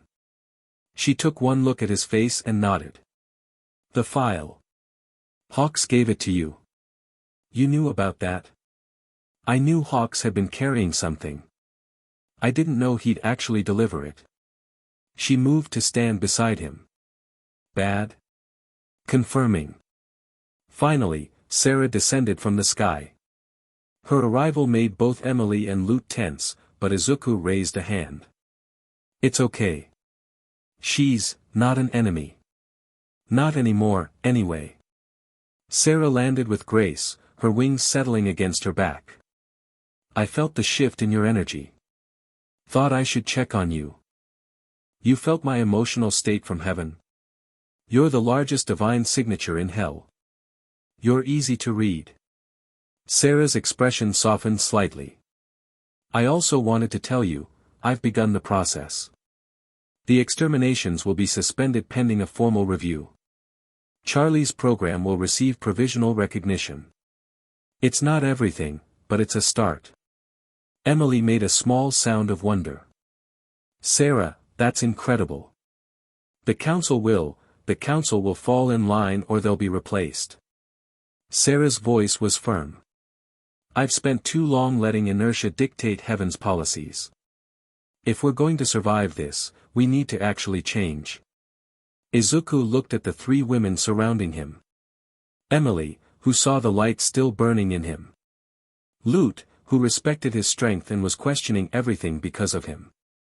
Sera, who was finally taking responsibility for the system's failures. 3 angels. 1 fallen, 1 fighting, 1 leading. "Thank you," he said quietly. "All of you."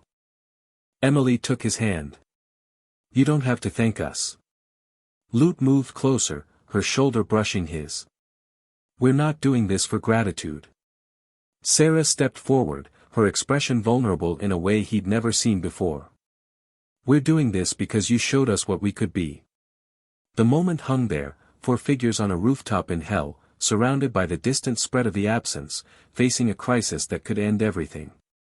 Then Emily kissed him. Soft and warm, like coming home. Then Lute kissed him. Fierce and demanding, like a challenge and a promise. Then Sera, after a moment's hesitation, kissed him. Deep and aching, carrying centuries of loneliness in a single touch. And Izuku kissed them all back. Later, much later, they lay together on the roof, Emily against his right side, Lute against his left, Sera with her head on his chest. The hell sky shifted above them, and through the gaps in the clouds, heaven's stars were faintly visible. "This is going to be complicated," Sera murmured. "It already is," Lute replied. "I don't care," Emily said firmly. "Complicated is fine. Complicated is alive. The alternative is the absence." Izuku's wings spread automatically, wrapping around all 3 of them in a cocoon of green fire and divine warmth. "Tomorrow, we start planning," he said. "Adam's going to make a move eventually. We need to be ready." "He's been rallying the hardliners," Lute confirmed. "Building support among the exorcists who don't agree with Sera's reforms. He's going to try something. Then we deal with him when he does." Izuku's voice was calm. "Together." "Together," Emily echoed. Together, Lute agreed. Sera was quiet for a moment. Then, very softly, I've led heaven alone for millennia. I never thought I'd find people who could stand beside me. You don't have to be alone anymore, Izuku said. None of us do. Sera pressed closer to him, her composure finally, completely down. For the first time in eons, she let herself want something personal. She let herself have it. Far below, in the deepest part of the spreading absence, something stirred. Not eyes, those had been a pale reflection, a fragment of attention. This was the whole.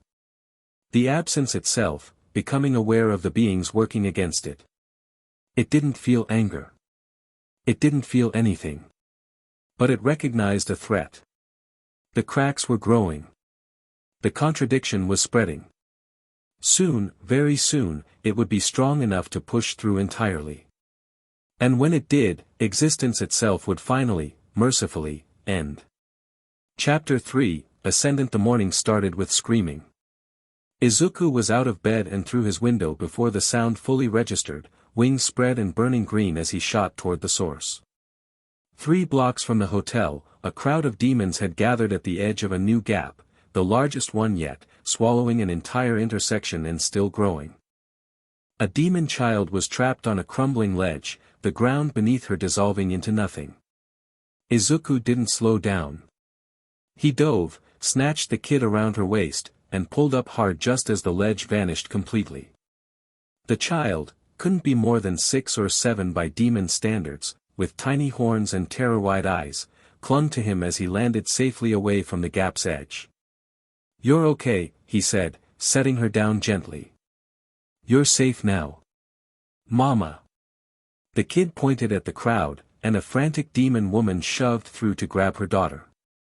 She looked at Izuku with something caught between fear and gratitude. "Thank you.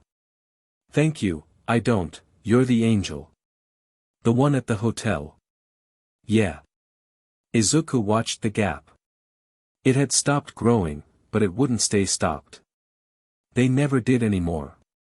"You need to evacuate this area. Get everyone you can and head toward the hotel. It's safe there." The woman nodded frantically, already pulling her daughter away. The crowd dispersed, and Izuku stood alone at the edge of the nothing. It was getting worse. Fast. Back at the hotel, chaos had become the new normal. The building was packed, demons from the affected areas had been streaming in for days, and Charlie had converted every available space into temporary housing. The lobby was full of bedrolls. The hallways were crowded. Angel Dust had given up his room to a family of 5 and was sleeping on the bar. "We're running out of space," Vaggie said, meeting Izuku at the door. "And food. And patience. Husk almost killed someone this morning over the last bottle of cheap whiskey. I'll handle food. We need to set up supply runs to the unaffected districts." "Already tried. The overlords are price gouging. Velvet's charging triple for basic necessities." Vaggie's expression was grim. "She's using the crisis to consolidate power. Then we go around her." "How?" Izuku thought for a moment. "Bakugo. He's been running solo through the lower rings. He probably knows routes the overlords don't control. You trust him with that?" "I trust him to be useful when there's something to blow up." Izuku headed inside. "Where is he?" "Roof. Brooding." Bakugo was, in fact, brooding. He sat on the roof's edge, legs dangling, staring at the spreading patches of nothing that dotted the city's skyline. His hellfire flickered around his hands unconsciously, a habit Izuku remembered from their school days. "Need you for something," Izuku said, landing beside him. "Not interested." "Didn't ask if you were interested. The hotel needs supplies. The overlords are blocking the main routes. You know the back ways." Bakugo turned to look at him, eyes narrowed. "You're asking me to play delivery boy?" "I'm asking you to help people who are going to starve if we don't get food in here." Izuku met his gaze steadily. You can say no. I won't force you.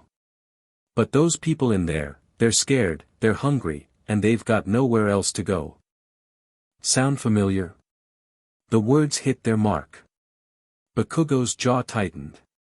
Fine. He stood, flames guttering out. But I'm not doing it for you. I don't care why you do it. Just that it gets done. Bakugo launched himself off the roof without another word, hellfire trailing behind him as he headed toward the lower districts. He's getting better, Emily said, appearing beside Izuku. He hadn't heard her arrive, but her presence was becoming familiar enough that it didn't startle him. He's trying. That's more than I expected. You're good at that. Getting people to try. Emily slipped her hand into his. How bad is it out there? Bad. The gaps are accelerating. At this rate, we've got maybe 2 weeks before they reach the hotel. Sera's working on the connection plan. She's been meeting with Charlie, did you know that? Actual meetings, discussing cooperation between heaven and hell. It's unprecedented. I knew. Izuku had felt the shifts in divine energy, the careful negotiations happening above and around him. It's not going to be enough. Not fast enough. Then what do we do?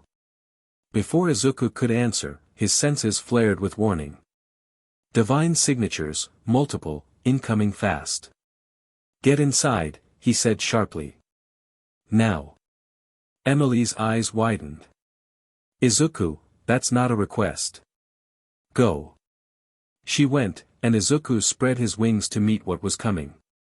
Adam descended from the heaven sky with an army at his back. Not the standard exorcist squad, this was a full battalion, hundreds of white-armored angels carrying weapons that gleamed with enhanced holy light. At their head, Adam wore a grin that showed too many teeth. Hey there, aberration. His voice echoed across the rooftops. Miss me? Izuku didn't respond. His eyes moved across the formation, counting, calculating. More exorcists than he'd ever seen deployed at once. This wasn't a cleanup operation. This was an invasion. See, here's the thing. Adam drifted closer, his wings spread wide. Sera thinks she can just change the rules. End the exterminations. Make friends with the demons. Kumbaya and all that shit. His grin sharpened. But Sera doesn't speak for all of heaven. Not anymore. You're staging a coup. I'm correcting a mistake. Adam's voice rose, tinged with genuine anger. The system worked fine for millennia until you showed up. One cosmic glitch and suddenly everything needs to change. Fuck that. The problem isn't the system, it's you. The absence is consuming reality. Without cooperation between the realms, the absence is a scare tactic. Adam cut him off.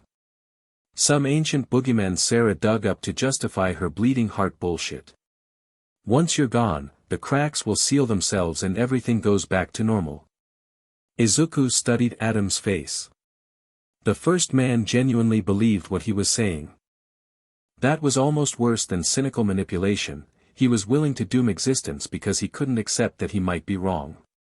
You're making a mistake, Izuku said quietly. The only mistake I made was not putting you down myself the first time.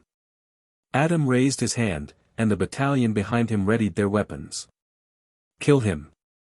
Kill everyone in that building. By the time Sera figures out what happened, it'll be too late. The exorcists charged. Izuku met them in the sky. His wings blazed green, brighter than ever, and he moved through the first wave like a force of nature. Divine fire met holy blades and won. His power had grown since his arrival in hell, fed by his connections, strengthened by purpose. He didn't kill. Even now, even outnumbered, he struck to disable. Wings damaged, weapons shattered, bodies sent tumbling but alive. But there were too many. For every exorcist he dropped, 3 more took their place. They coordinated, adapted, learned from their fallen comrades' mistakes. Izuku was pushed back, step by step, toward the hotel. The front door exploded open. Vaggie was first out, angelic spear blazing, her fallen status giving her an edge against the exorcists who expected standard demonic resistance. Charlie followed, her true form emerging, taller, fiercer, with horns that curved like her father's and eyes that burned red. Get away from my hotel. Hellfire met holy light. The battle spilled across the streets, demons and angels clashing in a chaos of violence. Angel Dust provided covering fire from the upper windows, his multiple arms handling multiple weapons. Husk fought dirty, using his wings and claws and every trick he'd learned in his long existence. Even Nifty was out there, darting between legs and stabbing at ankles with terrifying efficiency. And then Alastor stepped outside. The radio demon's power unfurled like a living thing, shadows erupting from every corner, his voice crackling through the air on frequencies that made the exorcists falter. He wasn't fighting at full strength, that would have been overkill even for this, but he was fighting. Well, well. His grin stretched impossibly wide. A real battle at last. I was beginning to think this redemption business would be terribly boring. Adam watched from above, his expression shifting from confident to annoyed. Fall back and regroup, he commanded. Focus fire on the primary target. The exorcists obeyed, disengaging from the hotel's defenders and converging on Izuku. The weight of their combined attention forced him down, until his feet hit the ground and he was surrounded. End of the line, aberration. Adam descended to face him directly, drawing a weapon that made Izuku's senses scream. An ancient spear, predating even Adam's authority, enhanced with forbidden modifications. It negated both divine and infernal energy. This thing was designed to kill God, you know. If he ever needed killing. Should work fine on whatever the fuck you are. Adam, don't, shut up. Adam raised the spear. You've caused enough trouble. Time to correct the error. He thrust. Izuku caught the spear on his crossed forearms, and the impact nearly shattered his divine form. The weapon's energy tore through his defenses, pain exploding through every part of him. But he didn't fall. How? Adam's eyes widened. That should have, I'm tired of people telling me what should happen. Izuku's voice came out rough, strained. I spent my whole first life being told I couldn't be a hero. Then I was told I was a villain. Then I was told I was an error. His hands closed around the spear's shaft. I'm done listening. His wings flared, all 6 of them, including the 4 that had been broken. Emily's healing. The completion she'd been working toward for weeks. Green fire erupted from him in a shockwave that sent Adam stumbling backward. The exorcists recoiled, shielding their eyes from light that shouldn't have existed in hell. Izuku rose into the air, the spear still in his hands but no longer hurting him. His power had shifted, evolved, become something the weapon wasn't designed to counter. He wasn't just divine anymore. He wasn't just infernal. He was both. He was neither. He was something entirely new. Fall back, someone screamed, one of the exorcists, breaking formation. Fall back, Izuku moved. The battle ended in 6 minutes. Not because Izuku killed anyone, he still didn't, even now, but because he dismantled Adam's forces with surgical precision. Wings disabled. Weapons destroyed. Armor cracked and angels sent tumbling but alive. By the end, Adam was alone. This isn't over. The first man's voice shook, but his defiance remained. You think you've won something? Sera can't protect you forever. The system is broken. Izuku landed in front of him, the ancient spear still in his grip. It was broken before I got here. You just didn't want to see it. The system kept order. The system kept heaven safe. The system failed me. It failed every soul that ended up in the wrong place. It failed heaven by letting you commit genocide in its name. Izuku's voice was quiet but implacable. It's over, Adam. Adam's face twisted with rage. You don't get to, I do. Sera's voice cut through the air, and the elder seraphim descended with Emily and a contingent of loyalist angels at her back. Adam, first man, commander of the exorcists, you are relieved of your duties. You can't do this. I have support. The council has been shown the evidence of your unsanctioned attack. Of your acquisition of forbidden weapons. Of your intention to commit genocide without divine mandate. Sera's expression was cold. They've withdrawn their support. Adam's mouth opened and closed. For the first time, he looked truly afraid. What happens to him? Izuku asked. Containment. Trial. Judgment. Sera met his eyes. He won't be executed. That would make him a martyr. Instead, he'll spend eternity knowing he was wrong. Adam screamed something wordless and lunged, not at Sera, but at Izuku, his hands grasping for the spear. Izuku sidestepped easily and brought the weapon's shaft across Adam's temple. The first man crumpled, unconscious. Take him, Sera ordered, and her loyalists moved to comply. The aftermath was chaos of a different kind. The hotel's defenders gathered in the ruined street, injuries being treated, damage being assessed. Charlie was crying, happy tears, overwhelmed tears, while Vaggie held her and murmured reassurances. Angel Dust was laughing hysterically, adrenaline refusing to fade. Husk had found a bottle of something and wasn't sharing. Bakugo landed in the middle of it all, arms full of supply crates. What the fuck did I miss? He demanded, taking in the destruction around him. Angel invasion, Angel Dust said cheerfully.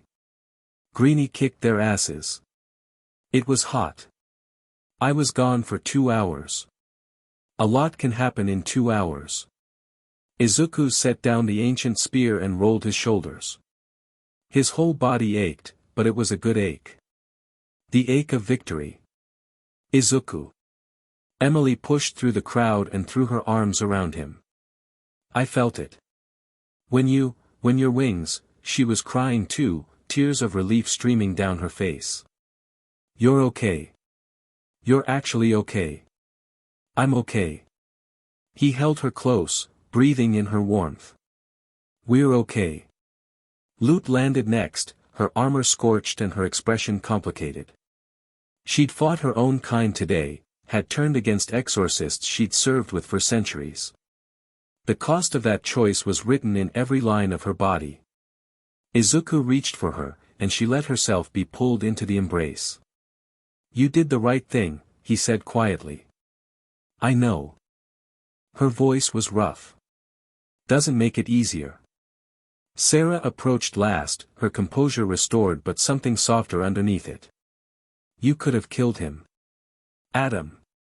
With that weapon, at that moment, you could have ended him permanently. I know. Why didn't you? Izuku considered the question.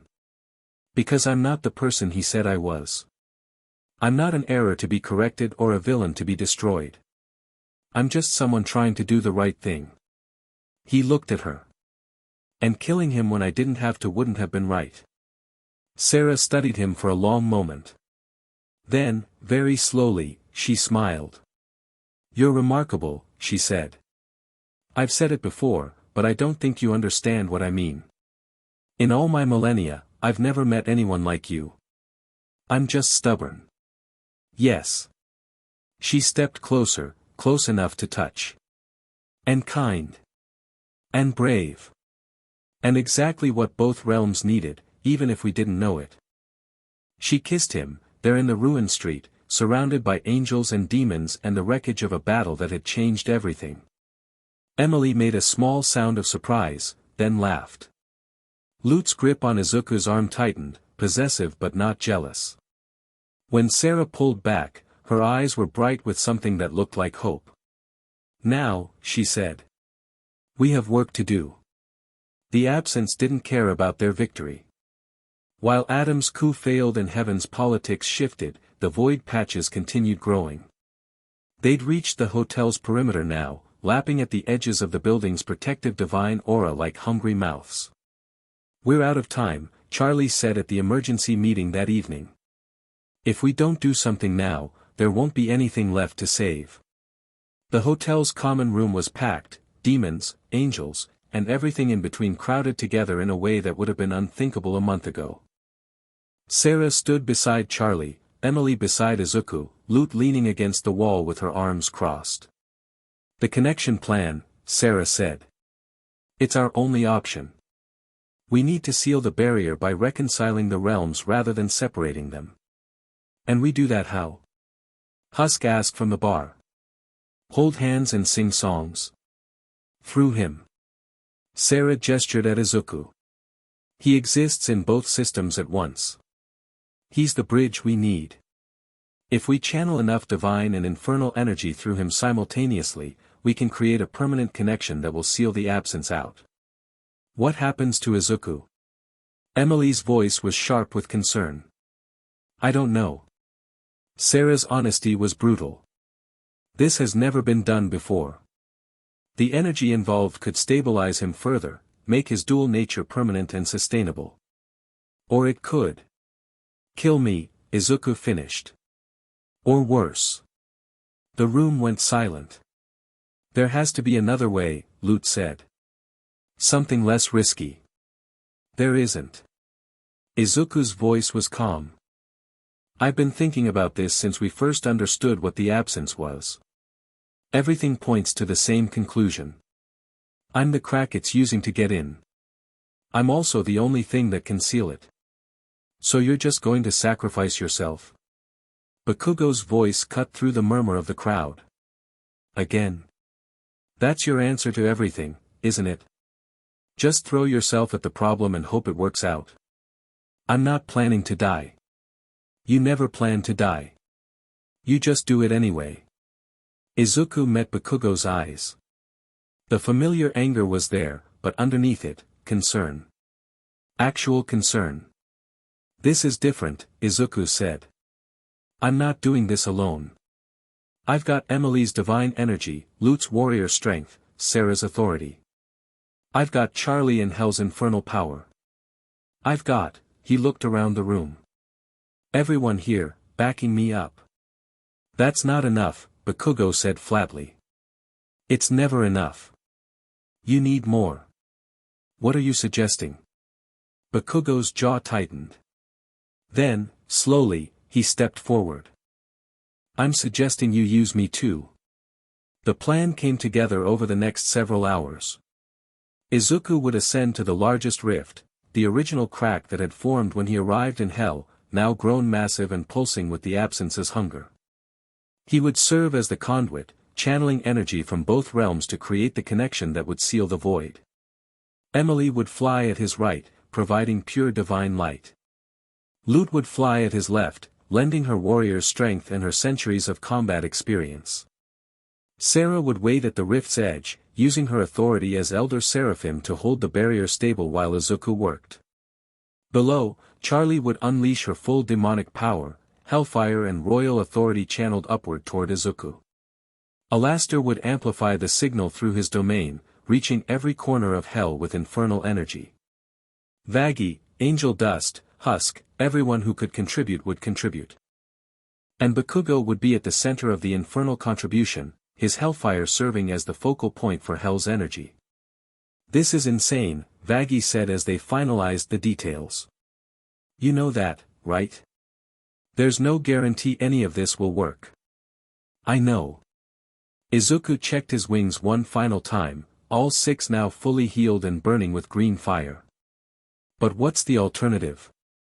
Watch the absence consume everything? Run and hope it doesn't catch up? You could run. Specifically you. Take Emily and Lute and Sera and disappear somewhere the absence can't reach. There's nowhere like that. The absence existed before everything. If it wins here, it'll eventually consume everywhere." Izuku shook his head. "This is the only way." Vaggie was quiet for a moment. Then she pulled him into an unexpected hug. You're the real deal, she said quietly. I've been around a long time. Seen a lot of people claim to be heroes. You're the first one who made me believe it. Thank you. For everything. She pulled back, her expression fierce. Go save the universe. We'll hold things together down here. The rift dominated the sky above Pentagram City. It had grown to massive proportions, a tear in reality itself, pulsing with the anti-light of the absence. Looking at it hurt, not physically but spiritually. It was wrongness given form, the negation of everything that existed. Izuku rose toward it with Emily on his right and Lute on his left. Whatever happens, Emily said, her voice steady despite her fear, I'm glad I met you. Don't talk like it's over, Lute replied. We're going to win. We have to. We will. Izuku reached out and took both their hands. Together. They ascended. Below them, the combined forces of heaven and hell spread out across the city. Charlie stood at the center of the infernal formation, her true form blazing with power. Alastor's shadows stretched across every surface, his broadcast reaching to the furthest corners of the realm. Bakugo burned like a beacon, hellfire pouring upward in a focused beam. Angels and demons, side by side, for the first time in history working toward a common goal. Sera waited at the rift's edge, her power barely containing the absence's expansion. Her face was strained, her wings flickering. She couldn't hold much longer. Now, she called out. It has to be now. Izuku released Emily's and Lute's hands and flew into the rift. Inside was nothing. Not darkness, darkness was something. This was the absence of something. The void before creation, the emptiness that had existed when existence was just a concept waiting to be born. And at the center of that nothing, something looked at him. You. Not a voice. A meaning, pressed directly into his consciousness. You are the crack. The contradiction. The error.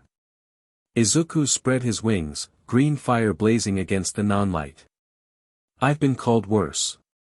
You think you can stop me. You think your connections, your love, your hope can seal me out. I think I'm going to try. Foolish. The absence pushed against him, not physically, but conceptually. It showed him things. His execution. His classmates' faces. His mother crying alone in an empty apartment. Every moment of betrayal, every failure, every time someone had told him he wasn't good enough. They broke you. They killed you. And still you fight for them. Not for them. Izuku's voice was steady. For everyone else. For the people who didn't betray me. For the ones who believed in me when it mattered. There is no point. Existence itself is a mistake. A temporary aberration in the eternal nothing. Let me return everything to peace. No. Why do you resist? You have lost everything. You have nothing left. That's where you're wrong. Below him, through the rift, he could feel them. Emily's divine light, pure and warm and unwavering. Lute's fierce warrior energy, loyal and strong. Sera's ancient authority, finally used for something other than maintaining a broken system. Charlie's hellfire and hope.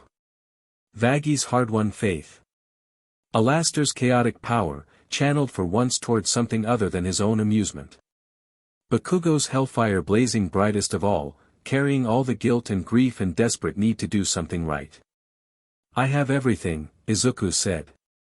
And that's what you'll never understand. Your emptiness. Your nothing. But existence, life, love, connection, that's something. And something will always beat nothing. He opened himself to the energy flowing toward him. The connection hit like a supernova. Divine light from above. Infernal fire from below. Both flowing through Izuku simultaneously, mixing in ways that should have been impossible, creating something entirely new. It hurt. God, it hurt. Every cell in his form screamed as energies that had been opposed since creation merged inside him. But he didn't let go. Emily's light strengthened him, reminded him what he was fighting for. Lute's strength anchored him, kept him from being swept away. Sera's authority gave structure to the chaos, helped him shape the energy into something useful. And from below, Hell's power surged upward, Charlie's hope, Alastor's chaos, Bakugo's fire. All of it combining, all of it feeding into him. Stop, the absence demanded. You cannot, watch me. Izuku thrust his hands outward, and the combined energy exploded from him in a wave that rewrote reality. The rift didn't close. Instead, it transformed. The tear in existence became a bridge, a permanent connection between heaven and hell, woven through with both divine and infernal energy. The barrier was still there, but it was different now. Not a wall, but a membrane. Permeable. Connected. The absence screamed without sound, pushed back by the very thing it had tried to exploit. It had fed on contradiction, on opposition. But connection, genuine connection between formerly opposed realms, that was something it couldn't consume. It retreated. Pulled back into the void beyond existence. Sealed out by the bridge Izuku had created. The nothing became something. And Izuku fell. 3 pairs of arms caught him before he hit the ground. Emily. Lute. Sera. All 3, flying together, working together, holding him as he plummeted from the transformed rift. Is he? Emily's voice was panicked. Izuku? Izuku, can you hear me? His eyes opened. Glowing green, brighter than ever. Did it work? You're asking if it worked? Lute's voice cracked. The absence is sealed, Sera confirmed, her voice trembling slightly. The barrier is transformed. Heaven and hell are connected. It worked. She let out a breath. It worked. Izuku smiled. Actually smiled, genuine and warm. Good. Then he passed out. He woke up in the hotel. The room was familiar, his room, the one Charlie had given him the night he arrived. The bed was comfortable. The hell sky outside the window had changed, brighter somehow, with patches of gold light filtering through the red. Heaven's light. Visible from hell for the first time ever. Hey. Emily was there, sitting beside the bed. Lute was leaning against the wall. Sera stood by the window. Hi. His voice came out rough. How long was I out? 3 days. Emily took his hand. We were worried. You weren't waking up, and the energy readings from your form were all over the place. But you stabilized, Sera added, turning from the window. The dual nature that was tearing you apart before, it's balanced now. Permanent. Sustainable. So I'm not going to explode? No. Sera almost smiled. You're something entirely new. Not angel, not demon. A bridge between realms, in physical form. Izuku processed that. A bridge. A permanent connection between heaven and hell. There were worse things to be. What happened while I was out? A lot. Lute pushed off the wall and approached the bed. Adam's trial concluded.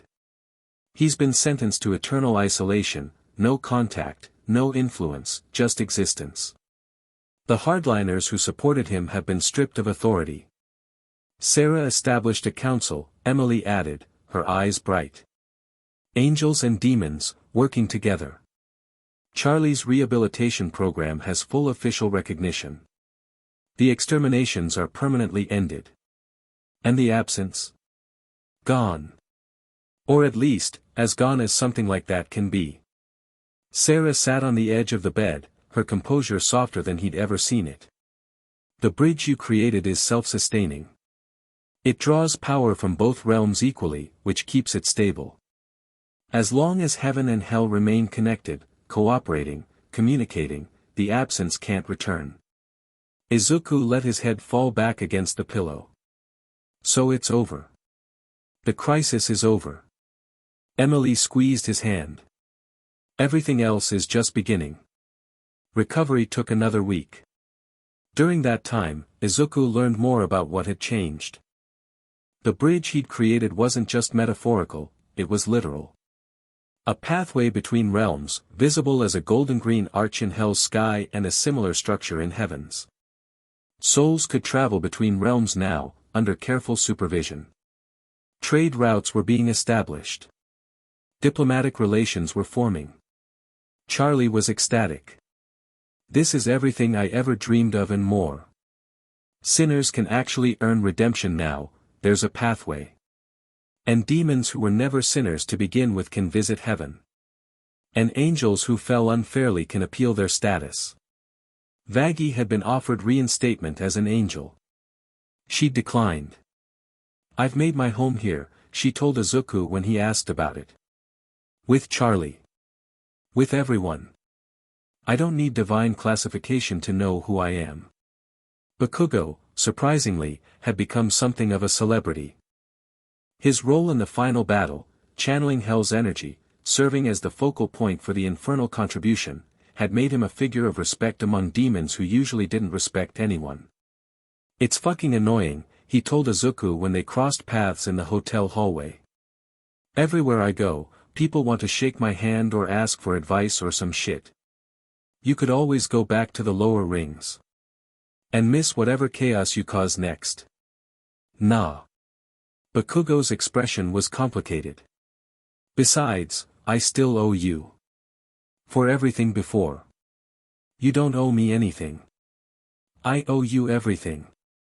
The words came out rough, forced. I watched you die. I didn't do anything to stop it. You saved the universe anyway and you're still not holding it against me. Holding grudges takes energy I don't have. That's not the point. Bakugo's hand sparked with hellfire, then deliberately extinguished. You're supposed to hate me. You're supposed to want revenge. You're supposed to, be you. Bakugo stopped short. We're not the same, Kaken. We never have been. Izuku's voice was gentle. You dealt with your anger by pushing it outward, onto everyone around you. I dealt with mine by pushing it inward, making myself work harder. Neither way was healthy. Then what's the healthy way? I'm still figuring that out. Izuku smiled slightly. But I think it starts with letting go of what we can't change and focusing on what we can. Bakugo was quiet for a long moment. Then, grudgingly, that's annoyingly wise. I've been told. Shut up. But there was no heat in it. If anything, there was something almost like respect. The roof of the hotel had become Izuku's favorite place. Not just because of the view, though the view was incredible now, with heaven's light mixing with hell's red to create colors that hadn't existed before. But because it was where everything important seemed to happen. Tonight, all three of them were there. Emily sat pressed against his right side, her head on his shoulder, her wings occasionally brushing his. Lute was on his left, her hand resting on his knee, her expression more peaceful than he'd ever seen it. Sera sat in front of him, leaning back against his chest, her ancient composure finally fully down. This is unconventional, Sera murmured. Everything about this is unconventional, Emily replied, not sounding bothered. I'm aware. I just. Sera shifted slightly, settling more comfortably against Izuku. I never imagined anything like this. Any of it. The council, the cooperation, the bridge. You. I'm pretty unconventional myself. That's an understatement. Lute's voice was dry. You're a human who died, became a fallen angel who isn't actually fallen, created a bridge between realms that have been at war since creation, and somehow ended up in a relationship with three angels including the leader of heaven. When you put it that way, it sounds crazy. It is crazy. That's why I like it. Emily laughed, and the sound was pure and warm. I like it too. I like all of it.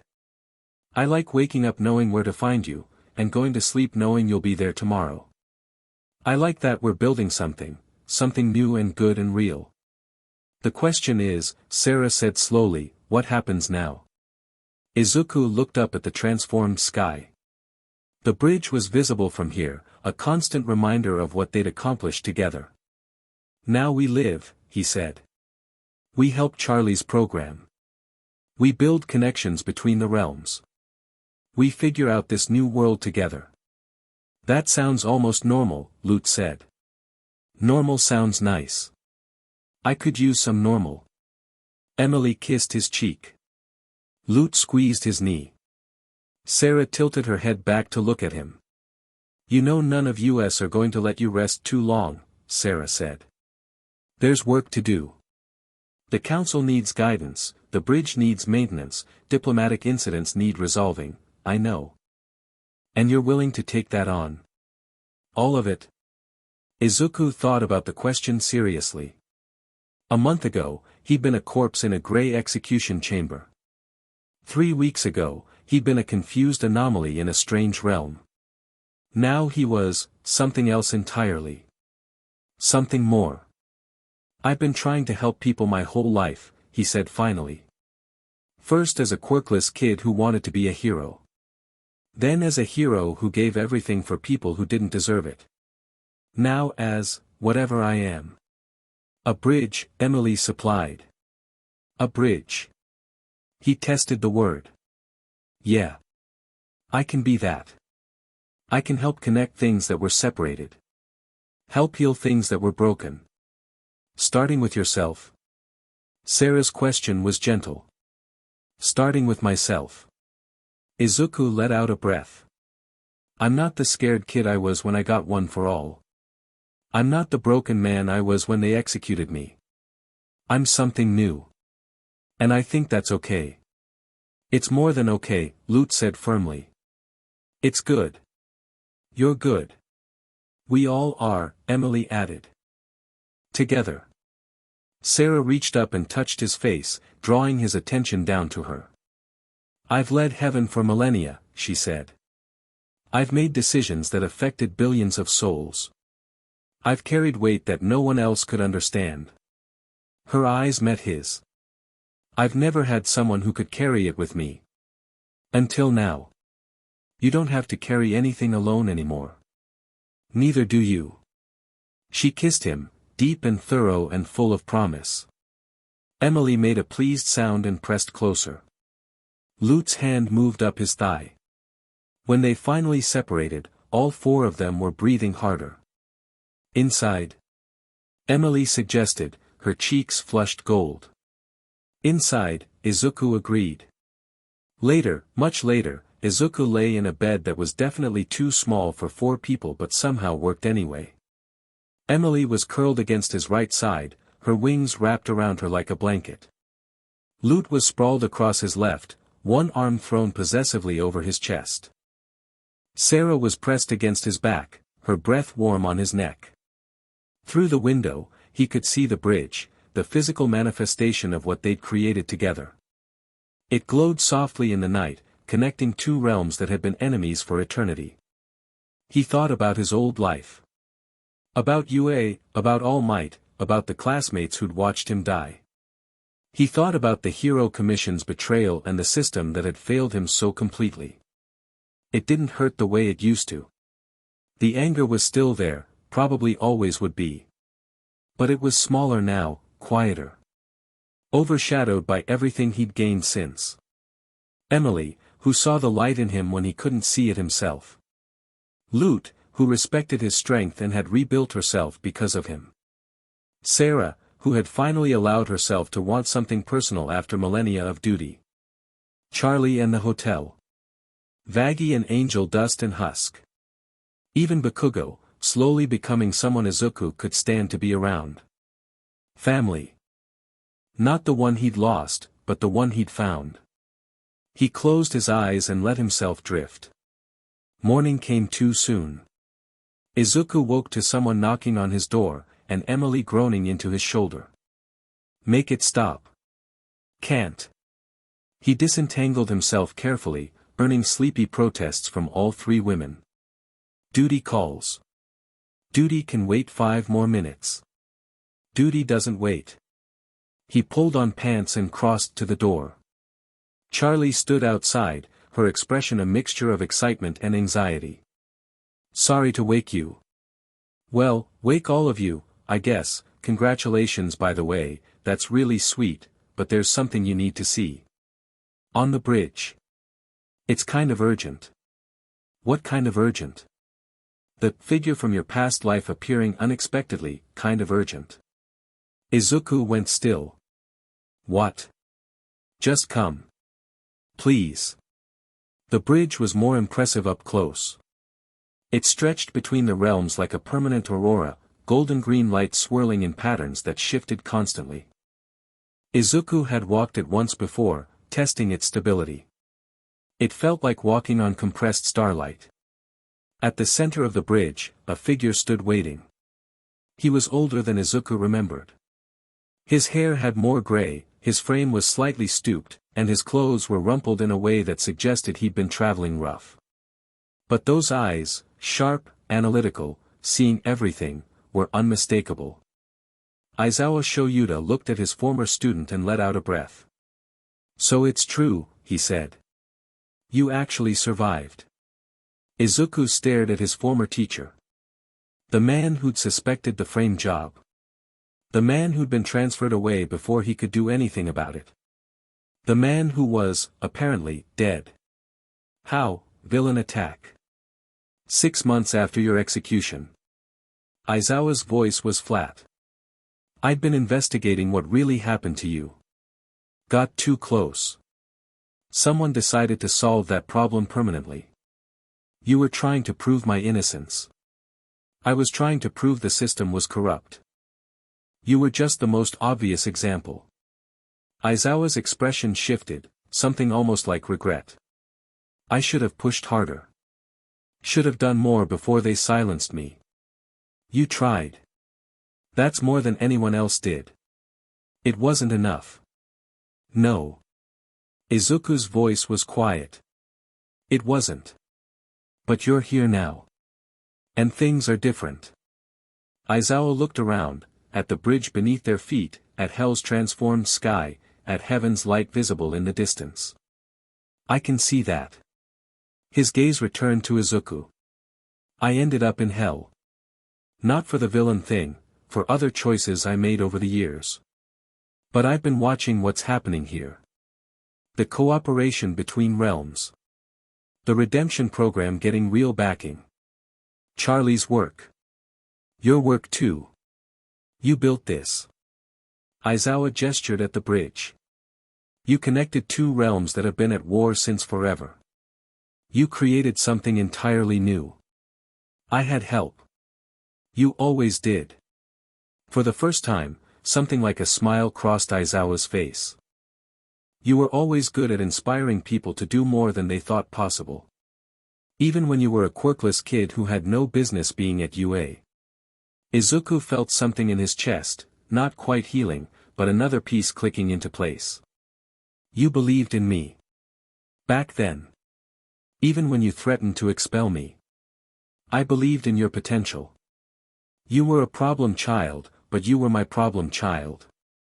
Aizawa straightened slightly. Still are, apparently. Though now you're everyone's problem. I prefer solution. You would. Aizawa extended his hand. I'm not asking for forgiveness. I failed you when it mattered. But if there's work to be done here, if there's a way I can help fix what's broken, I want in. Izuku looked at the hand. Thought about everything that had happened, the betrayal, the execution, the rebirth. Thought about the new world they were building and all the work still to come. He took Aizawa's hand and shook it. Welcome to the Hazbin Hotel, he said. We're always looking for volunteers. Weeks passed. Then months. The new world order settled into something like normalcy. Heaven and hell remained connected, the bridge Izuku had created serving as both literal pathway and symbolic reminder of what cooperation could achieve. Charlie's rehabilitation program expanded dramatically. With heaven's official recognition, sinners had a real path to redemption, not easy, never easy, but possible.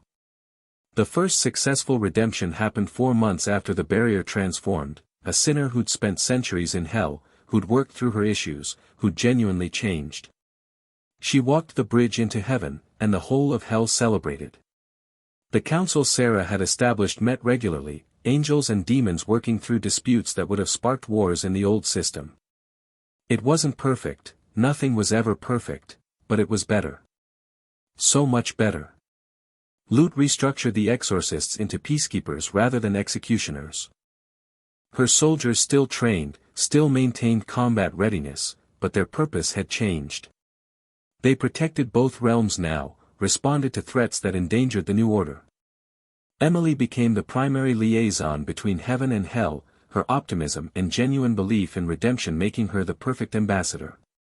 She spent half her time above and half below, always returning to Izuku's side at the end of each day. Sera stepped back from absolute authority, allowing the council to make decisions she would have once handled alone. It suited her, she admitted. The weight she'd carried for millennia was finally shared.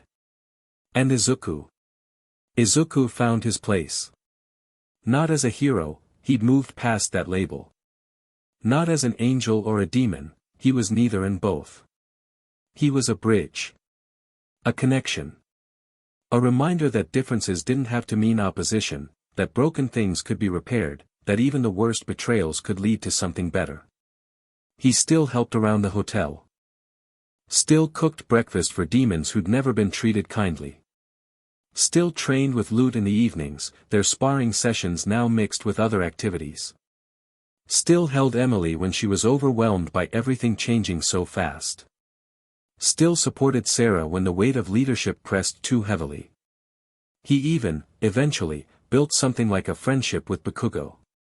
Not the rivalry they'd had in their first life, something quieter, more mature. Two people who'd been through terrible things together and come out the other side. "You're happy," Aizawa observed one evening, watching Izuku watch the transformed sky. "I don't think I ever saw you genuinely happy when you were alive." "I wasn't, mostly. Too much to prove. Too many people to impress." Izuku smiled. "Now I'm just, me. That's enough. It's more than enough." Aizawa's voice was rough. "For what it's worth, I'm proud of you. What you've become. What you've done." "Thank you, sensei." "Don't call me that. I'm not your teacher anymore. What would you prefer?" Aizawa considered it. "Friend works. Friend it is." The final scene came on an anniversary. 1 year since Izuku had crashed into hell. 1 year since everything had changed. The hotel threw a party, of course they did, Charlie would never miss an excuse to celebrate. Music and laughter and the clash of angel and demon cultures that had become normal in this new world. Izuku stood on the roof, watching the festivities below. The bridge glowed in the distance, constant and eternal. Emily appeared at his right. Lute at his left. Sera in front of him, turning to face him with the hell-light catching her eyes. 1 year, Emily said. So much has changed. And so much more to come, Lute added. The universe doesn't stay saved. There's always another crisis. Let it come. Izuku's voice was calm. Whatever happens, we face it together. Together, Sera agreed. Always. She kissed him first. Then Emily. Then Lute. And Izuku, surrounded by the women who loved him, looking out at the transformed sky where heaven's light and hell's fire merged into something entirely new, finally allowed himself to believe that this was real. That he was home. That despite everything, the betrayal, the execution, the impossible odds, he'd found his way to exactly where he was supposed to be. Not a hero. Not a villain. Not an angel or a demon. Just Izuku. And that was enough. The end. Thank you for watching this video. Please be sure to subscribe to our channel and like this video.